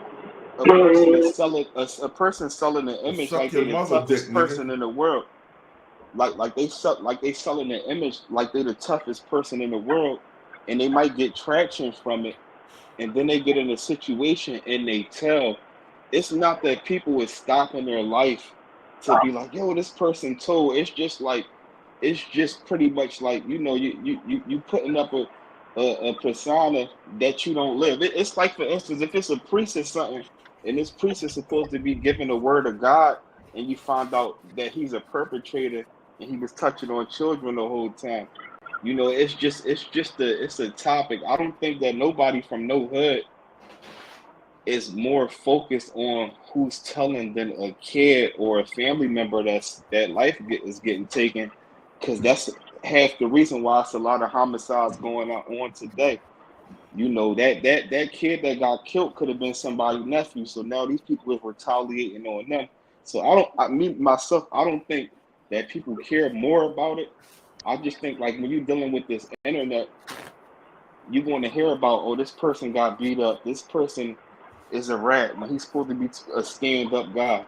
And I'm not talking about this situation in particular with 1090 Jake, but I mean people in general. Like, you know what I mean? Right.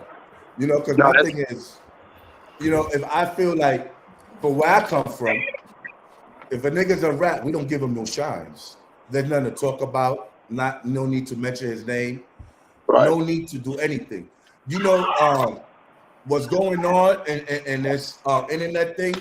Do you notice that the rat is becoming more famous and more popular than the people that are allegedly solid or real ones? Because the people put the spotlight on them, and that's the thing. Like, I think the problem is that what keeps these people going is that people keep mentioning their name, and since you making a rat famous, why other people gonna be like, why not follow that rat? You know what I'm saying? He got to be doing something right. You get what I'm saying? Because people get paid for anything now through social media or anything. Well, and I think a lot of it too is like the piggyback off, like y'all said, to glorify the rat. We come from an era where that's never talked about, nor is that glorified. Like I just left, like, and I'm piggybacking off the brother that spoke earlier about the kids. That's one of the things I do on the podcast. On my part, I shine light on a lot of the mental health these kids go through. 14-year-old killing another 14-year-old because they want to break up with them and stuff to that nature, where we don't shine a light. And the sad part is we tend to be followers of trends instead of us setting trends. For example, like you said, with the rat being glorified, everybody wants to have attention on them, so they will follow whatever that trend is, and that all it does is just shows us the lack of judgment to say, man, I'm not going to speak on that. Let's speak on other issues, because people are afraid if I do that, then it's not going to be heard. Instead but John, let me say something real quick. The reason I even speak on rats, even when I speak on my platform, because people need to know who they're dealing with. You don't want your homie or your brother to get caught up with the same nigga and then he end up in jail for the rest of his life. So you're held accountable because you know and you didn't say nothing. Well, like one thing I just want to piggyback off of also is like the brother said earlier, how ratting is getting glorified. I look at that like it's a real, like it's a big problem. Like and this is because like you can see somebody that's famous, somebody phone going crazy too, but you can see somebody famous and they can rap. Right. Hold on one second. Let me see something. Yo, and I don't mean to, like, you know, make Salute, fuck salute, up the y'all. vibe and shit like that. No, you know what I'm you saying? didn't. That What up, was a boy? great What topic. up, Cross? I had just wanted to say this, like, say for instance, bro, you got somebody, a famous person, right? And they catch a case and they end up telling. When after they tell, they got money to maneuver, bro. They got money to maneuver. Whereas though the kids and stuff, like, you know what? Damn, 6ix9ine told and look at him. He's still trolling. He's still doing this. He's still doing that. Whereas though the kid and that's in the hood, he might think that he can do that. But what people fail to realize is when you tell, you putting your kids in jeopardy. You putting your grandmom in jeopardy. Like y'all in every hood, all type of things happen. But it's like just a story y'all might be familiar with. Where I'm from, you know, it was the guy Kabani Savage, and you know he's in jail right now because somebody told on him. He didn't got the house firebomb, kids and all that got burnt up in there. Like, you know, people really got tortured because of that. So it was a point in time where back in the day where neighbors would mind their business. You ain't have to be in the streets. You know what I'm talking about? If you see something, you mind your business. I think the biggest issue is that telling is getting glorified so much. It's not the main problem in the neighborhood, but it gets glorified where it's really dangerous to tell. You know what I'm talking about? Because if I tell as a man and I tell on somebody, I got 5 kids, bro. If I tell on somebody and let's say I'm cutting through and I go through Max's or something and I got my kids with me, they're going to be like, he's a rat right there. They going to air that whole world out. They're not going to be like, damn, he got his kids, but he let him slide. You know what I mean? It's just that the people that's getting glorified for telling is people that got money and they be out the way. But like, for instance, like, I wanted to say, like, but don't people got to be careful who they calling a rat? Because a rat could be a rat, but there's rats that are killers. You know what I'm saying? Like for instance, you know, Nobody loves a rat, right? But listen, but what happened with Nipsey Hussle? not even the police. What happened with Nipsey Hussle? You know what I'm saying?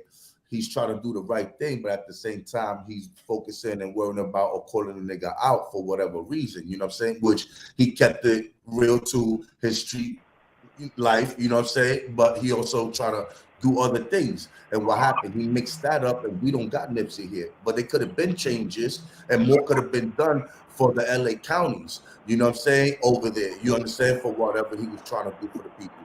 But I guess, you know, we got to be careful who we. Man, that was a paid hit, yo. That was But my thing is, we have to, bro. We ain't gonna get on that. that mysterious bullshit. That was a paid. That was no paid. That nigga called a nigga a rat. That's like a nigga bagged him out. That's like a nigga call a nigga a fucking homo on the street, and I don't see that nigga mess with no boys, and that nigga see that nigga, and he pushes his wig back. Right. That's all that is. And then one thing is, so he ran back the car and got a 38 and came in and shot the nigga. And you take So it's like if you think about, you got gangsters, real niggas who started gangs. You got OG Mac who brought the shit to New York. Look, a nigga called OG Mac a rat. They fool that he's not no sucker. You know, but he is a rat though. He is a rat though. Yeah, right. But you know, some people will get the message mixed up and think they could talk to a rat however they feel like, and if they're not built like that. You get what I'm saying? Some people think because a person's a rat, they think a person is a sucker. A rat is a sucker, bro. We can't give them niggas no stripes. Yeah, that's the cheat code. Once you tell on a nigga, all that shit you did when you was gang bang batter, bro, it's over. Yeah. We don't respect none of that. You got people out here like, and not to be throwing no names out here, but like the old head from New York. I'm not even gonna say his name. Old head from New York. He got bodies and all that, but then he told anybody. Oh, Brian Gay Gibbs. Brian Gay Gibbs. Brian Gay Gibbs. That's what his name is. That's the one you talk about? Or yeah. What's crazy is people worship the ground he walked on just because he got bodies, but heck, he got a portion of the bodies was females, and he was rocking them because he thought that they was potential of telling. And then he get caught up, and then he tell. You know, I just like it's no honor in that. When you got people that sitting that never caught a body before, and they sitting for somebody else's body, and they took those 100 years just to stand on the principle they felt they had to stand on. Hold on. Let me tell you why this nigga told though. I'm gonna tell you why this nigga told because he don't like me. I don't like him. I'm gonna keep it real. This nigga told because when he was in prison, when he was in the holding cell, when he was in the tank, all the informants was getting conjugal visits. And he said he was addicted to sex. He wanted conjugal visits. You can read it in his book. I read his book. I was in prison. I was in the Fed.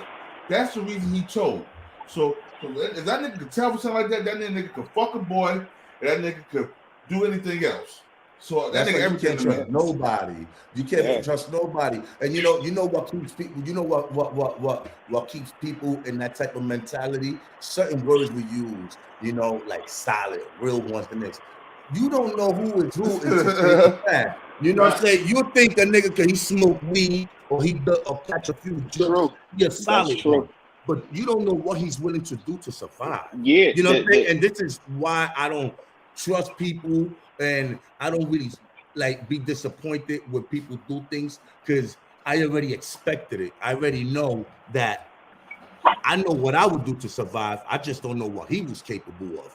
You know what I'm saying? And these are the things I teach my kids. You know what I'm saying? Like, don't think because you think you ready for something. Don't make a decision for somebody. You know what I'm saying? Unless they're not willing to make it on their own. Don't put anyone in situations where it's going to fuck you over at the end. You know what I'm saying? I teach my kids gangs is not good. It was built to protect community, right? And build and protect community. Now it's destroying communities and lives. You know what I'm saying? So stay away from things like that. You know, I tell you like I said, I can say that too, but I also can say this. I live in Philly now. I live in Philadelphia, PA right now. I'm in West Philly. And there ain't no gangs out here like that. But it's a lot of Sunni Muslims. It's a lot of Sunni Muslims. West Philadelphia, born and raised. We don't gang out. It's a lot of Sunni beard. Let me tell you. Hold on, but it's a lot of Sunni beard here niggas that will walk up with you and push your shit back. Absolutely. Educate us on that. So it's a lot of people. You don't have to be. Oh, them niggas is gangsters too. Them niggas gangsters too. You got church boys that walk up to you and push your shit back. That are not in the gang, but they just hustle. Yeah, right. The gangs. I was from the hood. Yeah. When I grew up, we didn't have gangs until I was grown. You know what I'm saying? In New York, it's nothing but gangs now. I'm from Elizabeth, New Jersey, bro. Elizabeth, we got Bloods, we got Crips, we got all that, bro. Yeah, I know that. I grew up in a time where we had my little cousin Pusha to tell you before it was gangs in Elizabeth, we had the E-Port posse killing everything around Elizabeth and North. E-Port posse, just as bad as the Bloods and Crips doing. So it's so what's happening there? But now it's more magnified because it's more media.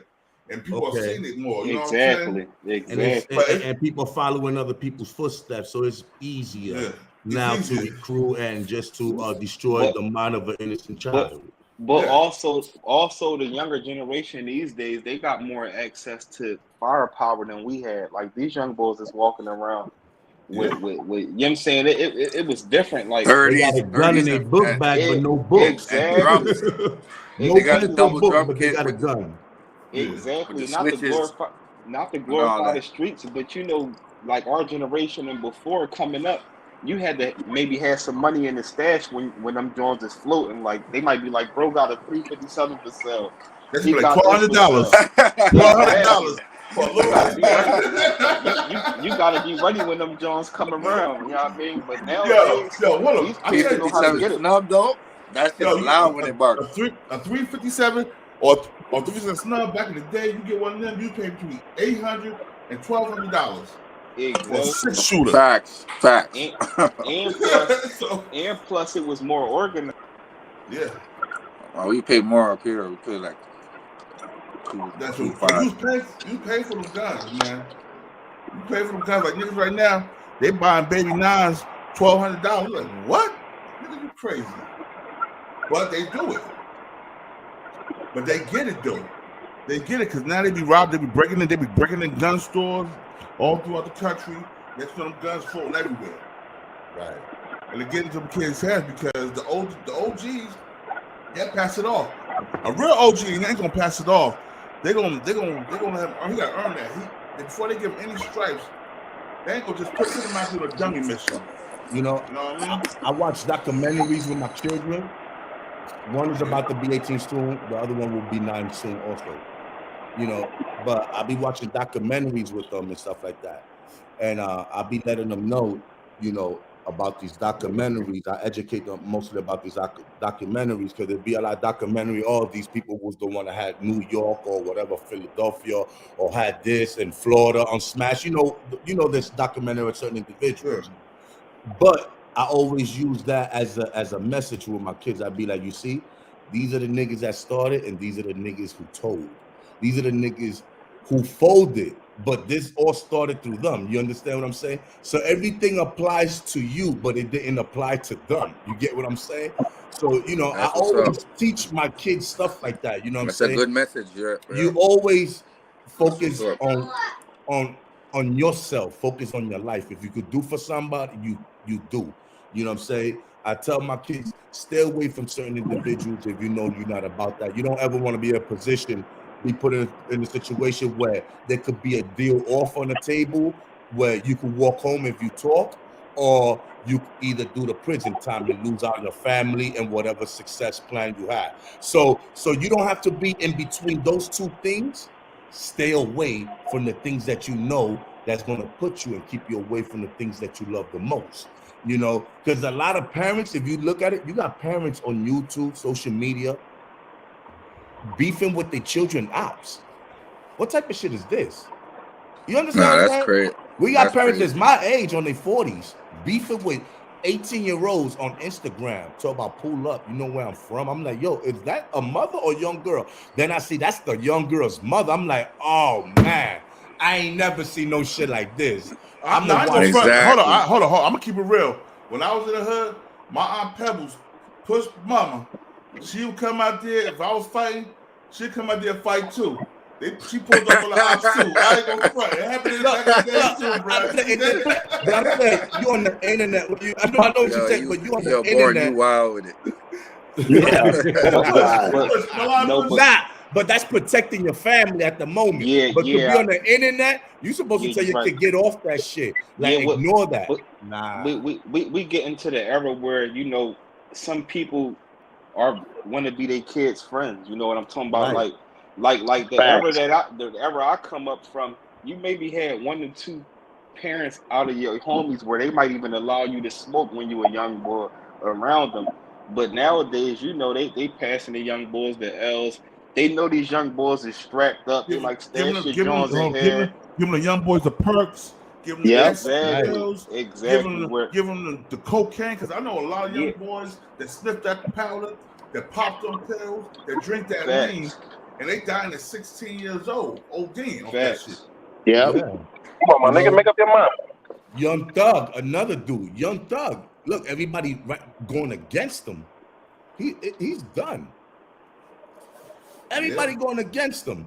It show people's only loyal at the moment where everything is going good or whatever is fun. You get away with something, that rush, the adrenaline. I understand all that shit. But the thing is, Gunna said free YSL. When niggas get the cuffs, there's niggas that got the cuffs on when I used to get locked up and they used to cry. So imagine motherfuckers that being offered certain numbers and look what's going on. They breaking down. They're all going against the man. Yeah, well, I'm tell you something. In my family, you better not be a tattletale, nigga. Oh, man, stop all that tattletale. Stop fucking being a real rat. That's my father tell me. I go tell him, don't. I ain't gonna lie. I tell my kids that when they be beefing sometimes. I'm like, that's where it starts, man. But I don't mean that's where it starts. It comes from us. It's come from us with the tattletelling. So that's embedded in us not to tell. Exactly. You already know. You got a homeboy that you grew up with that every time y'all got caught, he told you to the mother, his mother, or the other parents, you should know not to do no crimes with that nigga when y'all get grown. That nigga don't tell. Facts. That's my cousin. I don't get down with him like that. He'll tell. That nigga used to tell my mother real quick. He gonna call his mom. It's like y'all said, like, just think about it, like with Gunna, you get on there and you get on the news and you tell the first time, what makes you think you won't tell again? That's what I don't understand. It was documented. You told the first time. You won't repeat again, right? Yeah. Gunna said free YSL.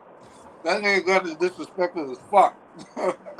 Hey, Gunna said he said free Young Thug. Gunna said free Young Thug. Yeah, I know that's fucked I don't know who's gonna free him. That nigga's fucked up, for real. I'm gonna tell you something. Everybody be talking about it. All the niggas got all that probation, and Young Thug fight with that lawyer. And he beat that shit. All the niggas with all that probation gonna be looking sick in the face and stupid. Yeah, that's true. That's true. Yo, King, I swear that's what's gonna happen, yo. I'm telling you, yo. Yo, that's gonna be crazy. Well, I'm actually about what about that nigga? What about that? I was actually about this dude, man. What's his name? This dude, what's his name? Boston Richie. What y'all think about that situation? Rap. He said he told lies, but I don't know about all that. He said he told lies. That's still ratting, bro. Yeah, that's still right. He told lies. Okay. What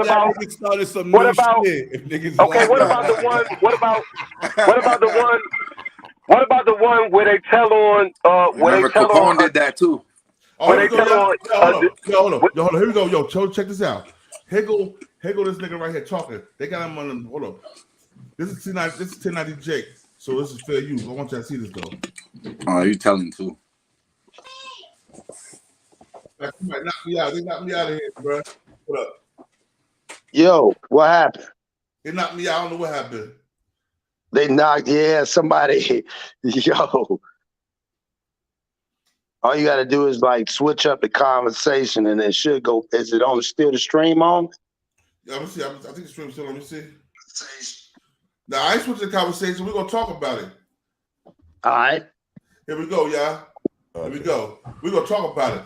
They ain't moving me like that, bro. I'm God, bro. Yeah. They tried a fast one, huh? Hey, I was like, yo. Yeah, they hitting you. They hitting it, yo. Yeah, I was like, we back on. Yeah, she said we back on, so. Here we go, y'all. Watching this shit. I talked to your dad at CGA the other day. He told me that you've had beefs with some people. Let me tell you that. Yes, sir, he did. He just called on the phone yesterday, so that's why I called you. He didn't tell me. Your dad didn't tell me that you have beefs with people. He called me on the phone. Why do you think I called you yesterday? So you're calling me a liar. No, I'm telling you what he told me. Your dad told me that you and your brother had a party at the travel. And there was a fight. That wasn't beef. Okay, that was a fight with somebody. All right. Somebody named Ernest, I believe it was. That's the same dude that be around that house every day. Exactly. That's why that's not the one I'm not interested in that one at all. He told me that you told him that you were at a house somewhere in D Block, seeing a girl, and some dude rolled up. I don't know who it was, but I got a pretty good idea. And act like he had a gun and got off in your face. I couldn't tell from what your dad was telling me whether he pulled a gun or whether he was reaching for his waistband like he had one. But we wasn't beefing though. We wasn't beefing. He in the power of my dad. It wasn't that. He wasn't really talking to me. He was talking to the girl that was in that car. He was like, yeah, cause your brother. He was like, something like your brother from somewhere we have in Hollyfield, not from Hollyfield. He was like, yeah, from your brother. He kept putting up on his pants. When was that? This was what? Think about, I don't know, it's accurate, like 2 months ago. Month and a half, 2 months ago. You don't think this would be something you might want to tell us while we're investigating a homicide? You think that they came to your mom and dad's house, on a lark? They came probably looking for you. They weren't looking for me, sir. They were looking for you. No, it wasn't, sir. No, I know for a fact they wasn't looking for me, my brother. That wasn't him. This wasn't him. I'm keep telling y'all thinking it has something to do with beef. It's not nothing with beef. It's something that just happened with Slow that night. I know for a fact. Yeah, these niggas, boy. I'm hearing it, and I'm saying it for myself. I'm hearing it. Yes, ma'am. This had something to do with that night, whatever Slow had going on with the boy. When he put, my mom just told y'all the story, but y'all said it had too many loopholes in it. And this same boy, he disappeared. This same boy, that's what it had something to do with it. Slow. Don't nobody got beef with me. All these street rumors that you're hearing. This street rumors you hearing, don't nobody got beef with me. Who got don't nobody got beef with me, man. And whoever this guy that was with your brother at this old lady's house, I can't get whoever. What brother? Your cousin at this old lady's house. I can't get nobody to tell me nothing about it. If y'all are hearing this, and the thing is, this is coming from Lexus's sister-in-law. Is where it's coming from. That's where I trace that back to. Lexus's sister-in-law. Her husband. This thing that you're talking about Slug and this guy being in this old lady's house and them having a problem in the house and Slug getting out of there. Yeah. That whole thing comes from Lexus's sister-in-law. That's where it comes from. From her husband Eddie. That's where it comes from. No, her husband, the dude Eddie told him that. And I can't get nobody to figure out or even ask the question of Eddie or whoever where this supposedly happened at, who the old lady was, which old lady, whose house was it. Nobody will tell me. Because you ain't talking to the right people. It was supposed to be Eddie. Do you give a shit? Yes, I can. That's my cousin. Well, then why don't you go out and find out? I'm trying to. I'm hearing so many stories. We call you. Everything we hear, we tell you. It's my motherfucking cousin. I got this man's name on my neck. This man wore my clothes. This man slept on my floor with me in my room. Every time I bought something, this man bought something. Nobody give a fuck about this man, about me and my brother. I hang with this man every day, man. It's every day this my motherfucking cousin. What you think I give a fuck about my cousin? I care about my cousin, man. This man on my neck, man. This man on my neck. This man slept while I slept. This man slept on the same bed on my floor. This man wore my shoes. This man, these same clothes I got on right now, this man don't wear them. This my motherfucking brother, man. Did nobody take him in like when my brother took him in. And my mom, I'm trying to figure out what happened day one. I'm trying everything I know, I'm telling y'all. But you just told us we're talking to the wrong people, and all you call. I'm saying y'all talking to the wrong people. They scared to talk to y'all, man. I'm supposed to be out everybody. Everything I'm hearing, I'm telling y'all, man. What you mean? Do I care? This is my motherfucking cousin. You know I care, man. You know I care, bro. If I man, bro, if I remember this shit, man. Recordings just got better.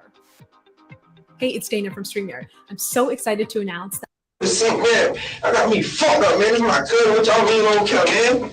My motherfucking black cousin, man. Ain't nobody took care of this man like me and my mom and my brother. The man stayed with us, man. The problem that we had. Yeah, come on, bro. From the get-go, the very problem we had is we weren't getting straight answers from nobody because y'all was trying to protect your dad. Y'all was trying to protect him for what? Protect him for what? The warrant. Protect him. He didn't have no warrant. Your dad didn't have a warrant? No, he didn't have no warrant. You talk. Hi, we just called the mail buzz me. He said my dad didn't have no warrant like 2 days before this happened. Man, I got me fucked. That's my cousin. Man, I was on some old ass shit, man. I got me fucked. So where's this old lady's house and all this supposed to went down? Who's They all been talking to this man, whoever Eddie Butler, whoever Eddie Butler, dude, Eddie Butler, whoever Eddie Butler is. This man say I guess that's his mama, whoever house they was at, and there was with another boy, a red cat with dreads, and some had to went on by M's, cause my cousin used to smoke M's every now and then, and some went on by M's. Oh, we got. All right, y'all. Now, y'all heard that, right? That's an interrogation. Right. That nigga singing like a canary. He singing everybody else's name. He describing niggas. Yeah, he's supposed to. This is what I don't like. He's supposed You to said have a everything lawyer. we say, we Right? come and tell you. Well, I'm just saying, like, he's supposed to have a lawyer right then and there. Ain't nothing to talk about, bro. You talk about? We a lawyer. I don't know. I don't know what you're talking about. You got to talk to somebody else because I can't recall. I can't recall nothing right now until I talk to my lawyer. That's what I'm saying. Like, you don't Exactly. you don't open your mouth. But see, that's a lot of them that get put in these situations, and a lot of times they end up going to jail because most people who got money can get out of jail. You see what I'm saying? Unless it's, or they can fight for it. He obviously, money, yeah, you know what I'm saying? Because I wouldn't have said now to them. You couldn't get me to talk to them. I don't know you. That's true. Yeah, I don't know you. Your job is to do your job, and my job is to do my job. And I don't know what you're talking about. He was saying too much. He was saying too much. And you know what? That's why I said, what friendly social. Go ahead, what you gonna say, bro. No, I wasn't saying that. The two people right there is an hour long, though. The biscuit didn't come yet. It's like an hour long. I know. I was gonna play the whole thing because he said a lot more. Yo, did they bring him Kentucky? Did they bring him Kentucky? Yo, and then bring him Kentucky. Nah, but he was there for a whole hour talking. I was watching the video. I was like, "What the hell is this?" Like I'm the first 38. Yeah, he was for a whole hour talking. Yeah, I'd have done some. They would have been mad at me. I'd have done some shit like laid my head down and took a nap. I'd have told them to go ahead, do what you got to do, dog. I'm gonna lay down and I'm gonna go to sleep while y'all talk. There ain't nothing to talk about. Yeah, ain't nothing to talk about, bro. Like we wasting time, bro. You could have been booked me in. I need a That first 48, though, being that you mentioned that, I don't know who mentioned that, but whoever mentioned the first 48, honestly, me watching that, a lot of people really be singing than, there's more people talking than people that stay silent. Yeah. There only be a few people that be silent, but 90% of that show is people telling. And yeah. That's why I don't want to do no crimes. I'm just a family man. No, you're right, because you think about it, hell, it's about 3-4 years season of niggas telling all the time. Man, it ain't like they taking one and they breaking it down. They got 30 minutes, and you think about it, they done broke in a 30-minute segment. And usually they have two of them. First 48 have somebody going somewhere else, someone somewhere else, and they got and they show you how quick they solve the case. That shit crazy. Yo, I want to show y'all this. Hold on, I want y'all to see this.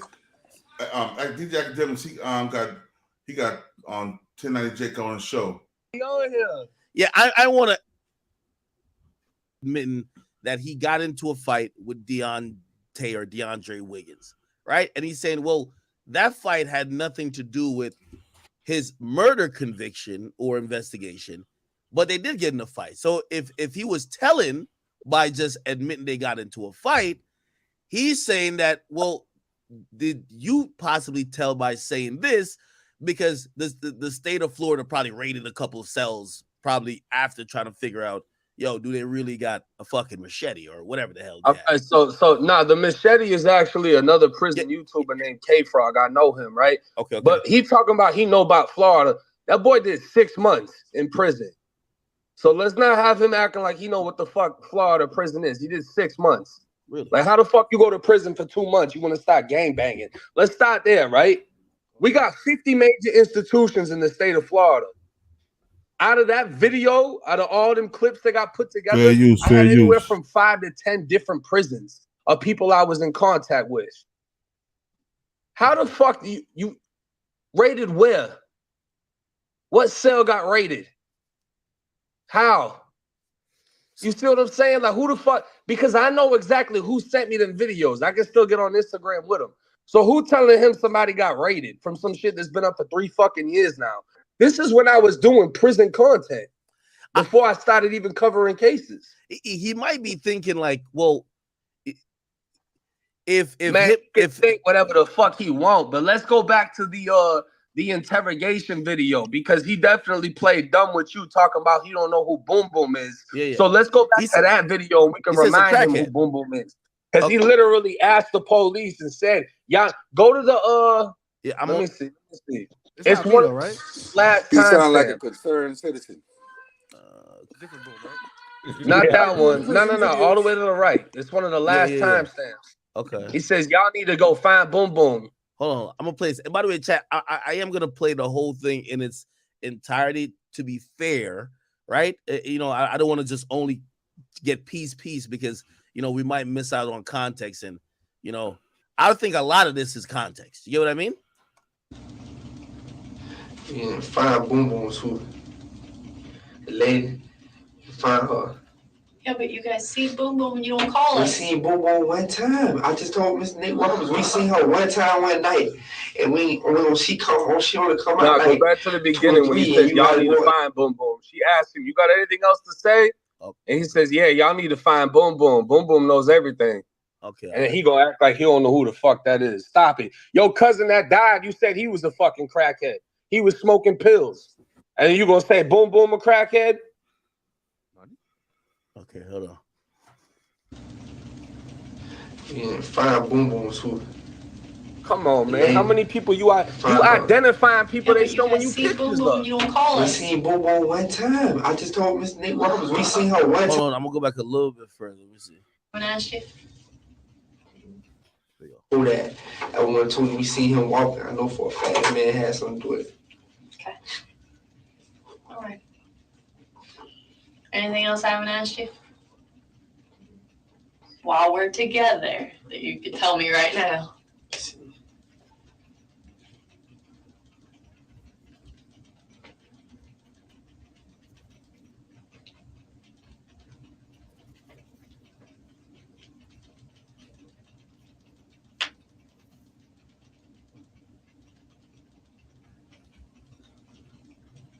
Yeah, find Boom Boom's who. The lady, find her.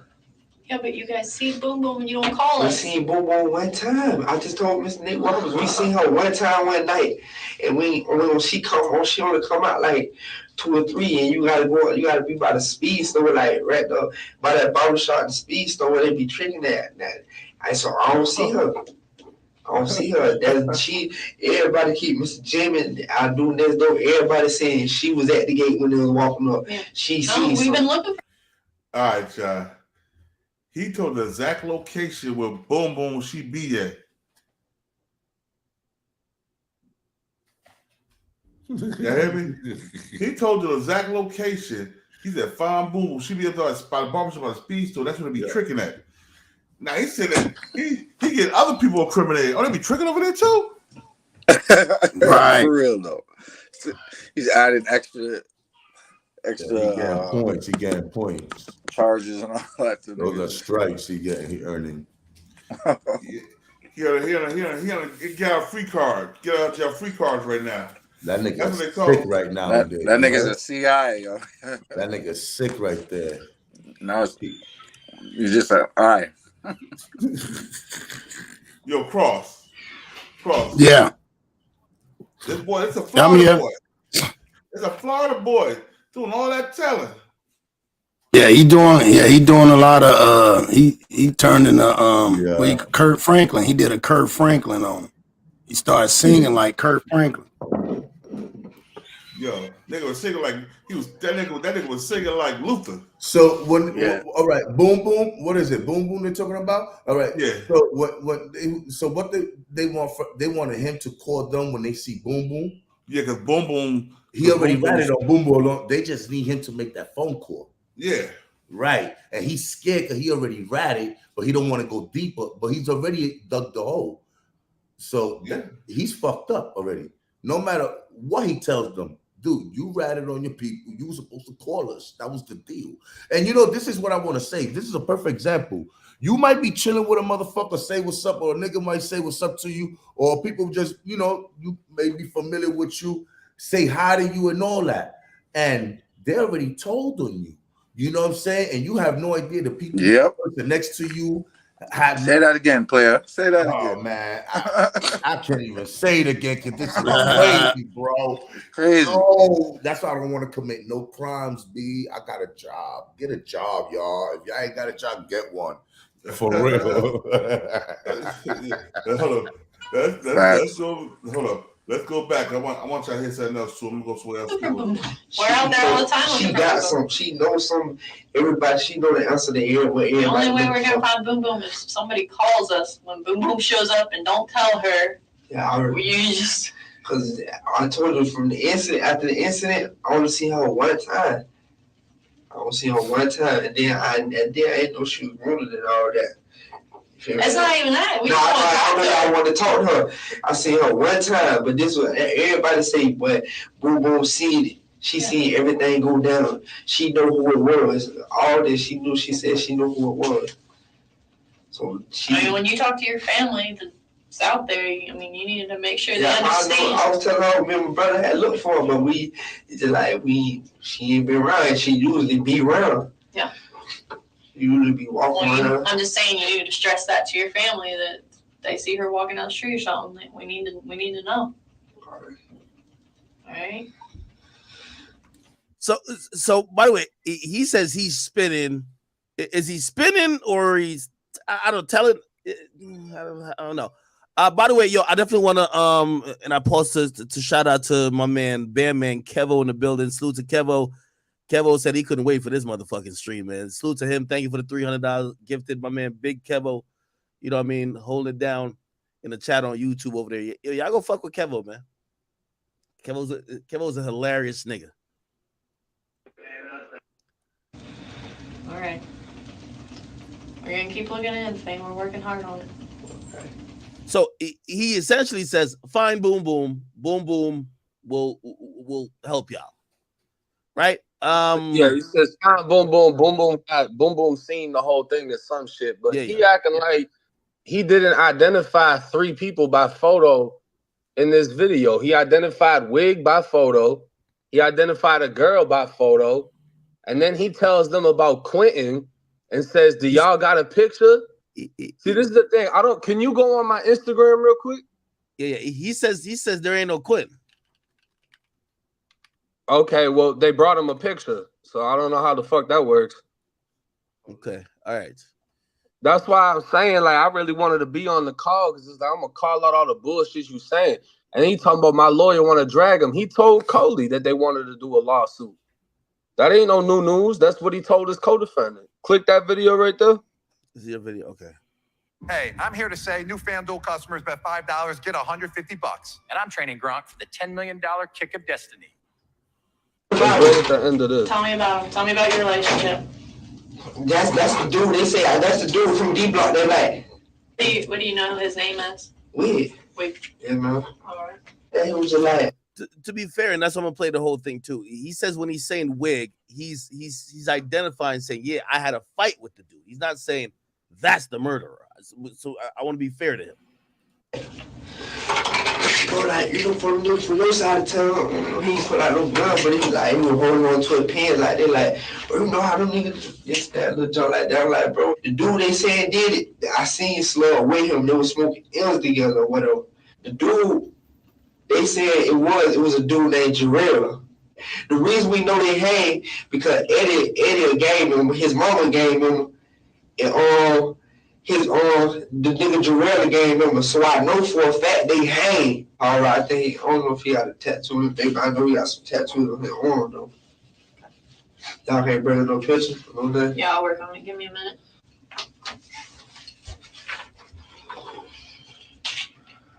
That's him.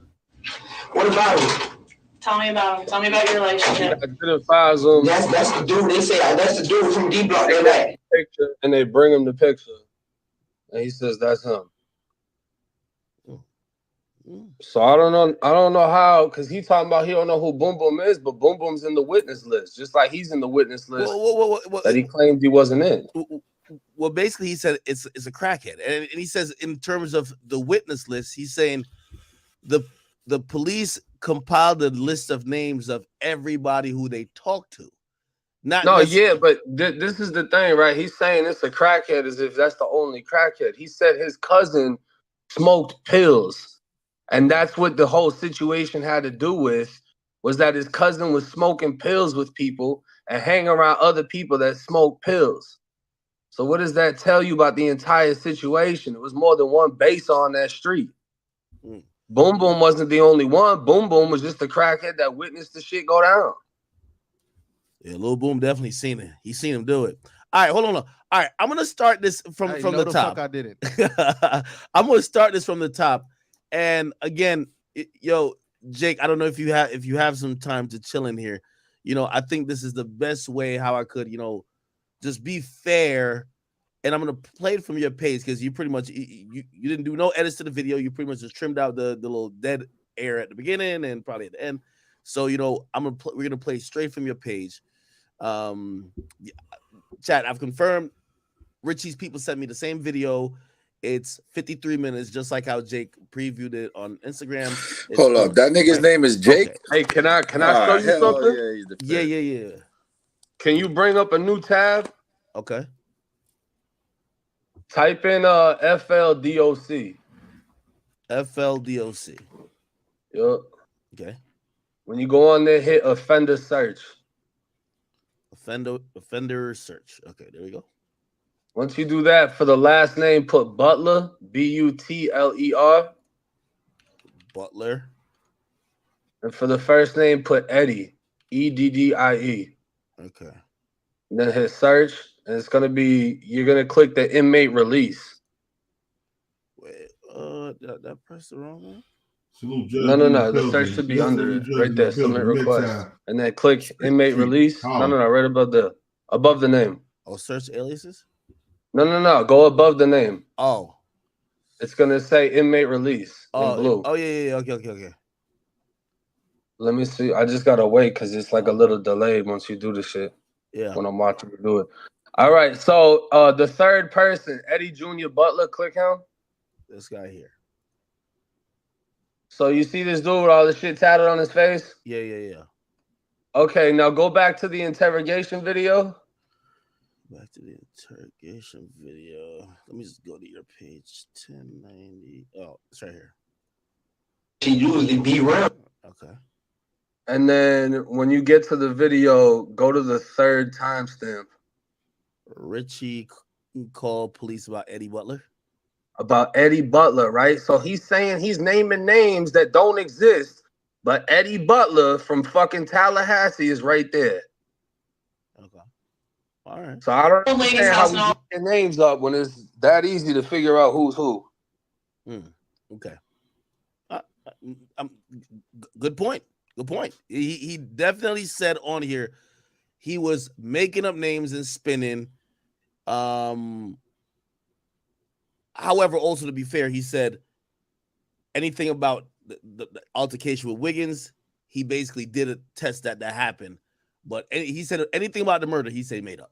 Anyway, I'm gonna just play this unedited. Let me see right when they walk in.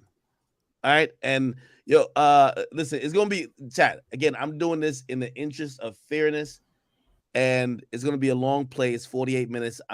We're watching the whole thing. You feel me? So, for anybody in here, let me see. Can I stream it also? I could probably stream it to y'all too. That y'all could watch it at the same time, or y'all could watch it through the stream. But if y'all want to butt in.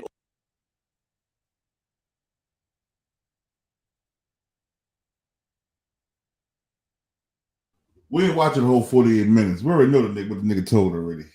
Nigga told everything. That nigga name is Jake. Imagine that. 1090. Oh, 1090 Jake. His name is Jake. Yeah. He said he a Jake. He's a Jake. But but after he did this, that's what the thing came out. But he did in Florida 3 years ago. He did the show in Florida 3 years ago. He's doing jail shit. That's when it came out. He still was wrong for putting that out there like that. But like I said, it was a rat to me because he ain't made no names. But I wouldn't do no crime with him still.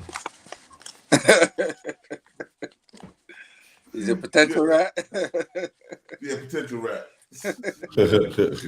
He has potential. He got potential to tell. Right? It's in his DNA. Oh my God. Well, he's a white boy too. You know, white boys tell quick anyway. That's why I said it's in his DNA. I've been up here for over 2 hours, man. I want to thank everybody for coming on, man. This is a good show. We had good I dialogue. appreciate you guys letting me up here, man. No doubt, man. Welcome anytime, bro. You welcome anytime, bro. Definitely. I'm definitely gonna be tuning into you guys, man. Peace and blessings to all you guys, man. You heard it, to everybody in the chat. Peace, man. Peace. Peace to you too, bro. One, my brother. All right, yeah.